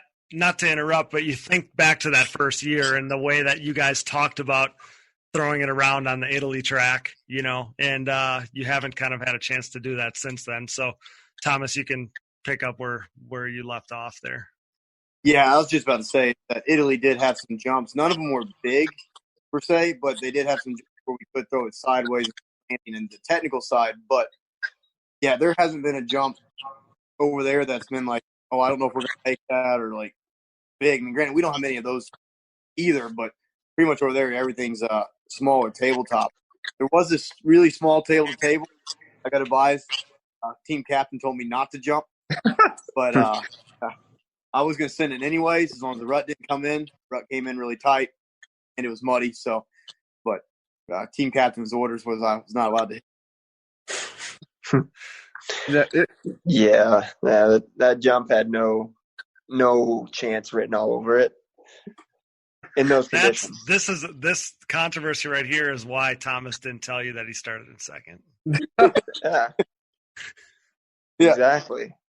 Joel thought I could make it too. He said, I think we got it. I was on his team. I was like, you could make it. I'll watch you do it, and then I swear I'll try it. That doesn't sound like a normal Joel Hetrick statement. No, it could have been doable. It just wasn't doable when we were there. I mean, they just didn't touch up them lips as pretty as we wanted to. Hold on. Did you say it doesn't sound like a Joel statement to let somebody else hit it first? He comes by and asks me if I'm going to hit something every time. Oh, really? It makes it better than I did. Well, this is just the bystander in me saying this. So Thomas is claiming if Joel's the self-proclaimed Joel's a self-proclaimed hole shot king. Thomas is a self-proclaimed crash test dummy. And then there's Captain America. Nailed. I'm gonna be the cautious one. Yeah, we know. Yeah, so that's funny. So you guys got a favorite question of those, whether it be the B team, asking about the event, the B team, any changes to the team setup? We got too many about the hybrid to make it down to one. I think like the most interesting one to me was the team thing, like picking a different team. That always seems fun to me, just kind of, theoretically picking a team Puerto Rico, I guess you could say. Yeah. I agree. Everybody in agreement there. We'll give Isaiah this Team USA hat. Let him rep for you guys.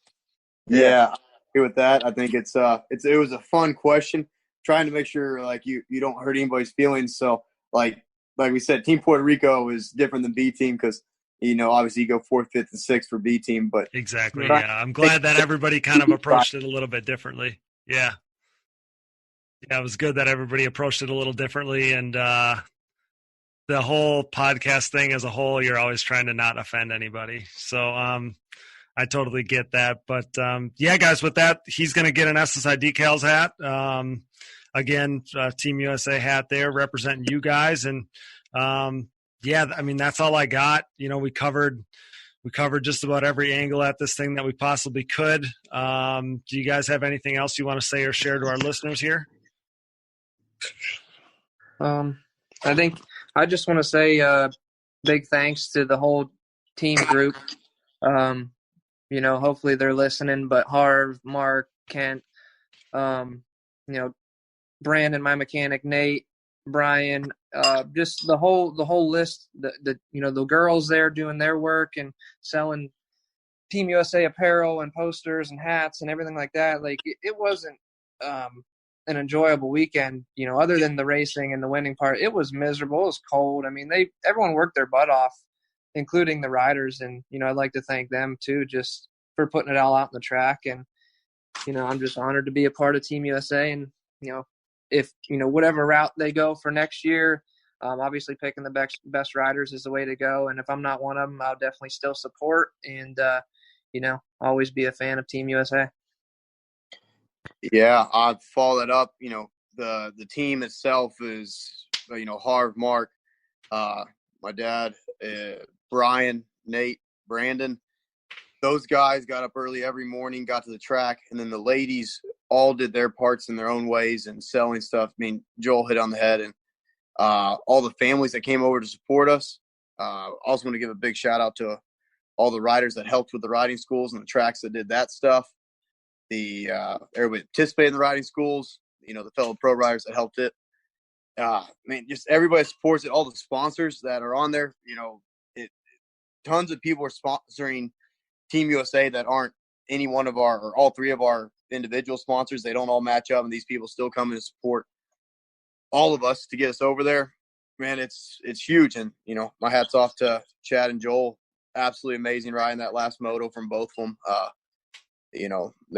They were there all weekend, and it's the list just goes on and on. This the huge event. It's a huge part of it. I will say is, especially after talking to a few people from this year, is next year, if you're a family in the sport and you can afford to go over as like a family vacation, the event itself is amazing. Yes, this year being cold and rainy sucked, but everybody I talked to absolutely had a blast over there. You need to see it. It's one of a kind event.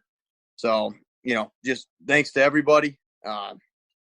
Huge deal. I look, hopefully in that top 3 fastest next year and get to participate again. And, it's a true honor.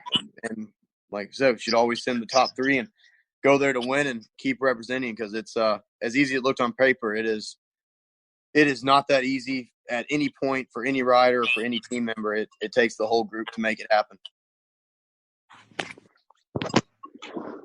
Yeah, like for me, one guy that we really forgot about with Sergio he's a huge part of us going to the test day, on the day that we got there with a container. He made lunch for us. Like, Sergio does a lot for our team. He's from Italy, and man, like, he's just a ATV enthusiast that loves it, and we're blessed to have him help us get around, and he's monumental to us getting there. So huge props to him. Obviously our team, everybody that, Joel and Thomas mentioned. And yeah, I mean, I think the women really pulled a lot. Like my wife getting like the sleeping arrangements, the house, the food,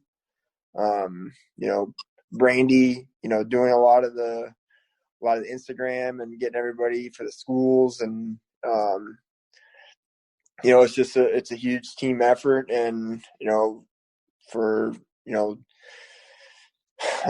the whole team just really putting it together. And it's really cool to see everybody come together when we're competing against each other all year long and come together as a team.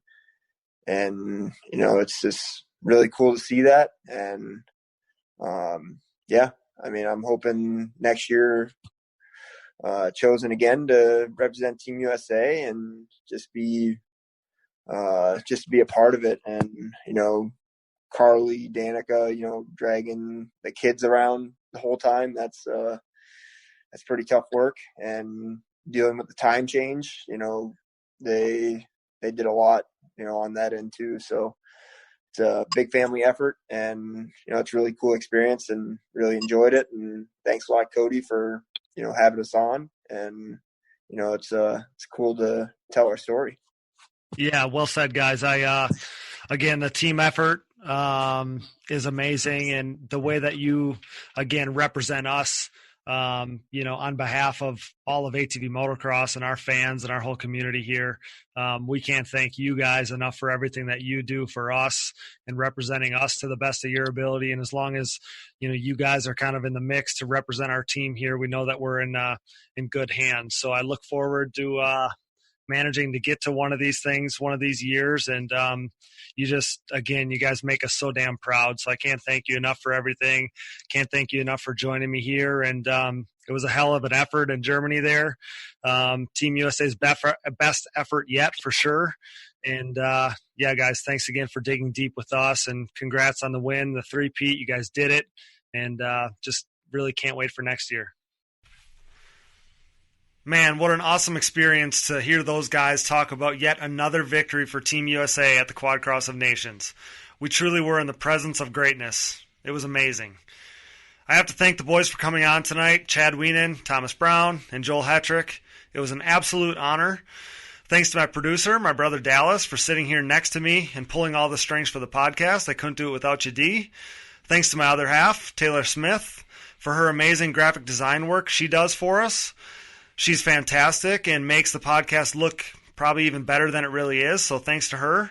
Thanks to our sponsors, CST Tires, SSI Decals, DID Racing Chain, Namura Technologies, Bronco ATV and UTV Components, Evans Waterless Power Sports Coolant, Forworks Carbon, DP Brakes, 100% in their new Armega Goggle, Blenders Eyewear, Mountaineer Brand, and Oats Overnight. Support the brands that support our show, and don't forget to use those codes to save. If you enjoy the show, we encourage you to support us via Patreon if it suits you. Simply visit our website, diggingdeepatvmx.com, and click the Support on Patreon button. This contribution will help prompt continued growth and improvement of the show. Perks will be available to those who contribute, and we greatly appreciate it. And remember, guys, we have a voicemail line. No one has won the hat yet. So be the first caller to leave a voicemail telling me what CST stands for, and you'll win a fresh CST Tires podium hat for doing so. You can also use this line to leave us questions, comments, topics, and input anytime. This is your way to be a part of the show, and if you call in, you might just hear yourself on the next episode. That number is 920-569-3519. That's 920-569-3519. I can't wait to hear from you guys. We have a lot of great content on the way that I've been grinding on, so stay tuned for that. The best way to ensure that you won't miss anything going forward here is to subscribe to the show on iTunes, on Spotify, on Google Play, wherever you get your podcasts, and follow the show on social media, the Digging Deep ATVMX podcast, and myself, Cody Jansen, for behind-the-scenes action when it comes to the podcast and myself personally. From the bottom of my heart, guys, I can't thank you enough for listening. Without you, we wouldn't be doing this. Keep showing your support. I love the screenshots showing that you're listening, so send me those. I'll keep trying to repost them. I love that. And again, subscribe to the show. Give us a rating. That really helps us. Tell your friends. Share our posts. It all truly helps. Congrats again to Team USA. They are the world's best for the third consecutive year. And with that, thanks for listening. I'm your host, Cody Jansen, and until next time, thanks for joining us in Digging Deep with the Stars of ATV Motocross.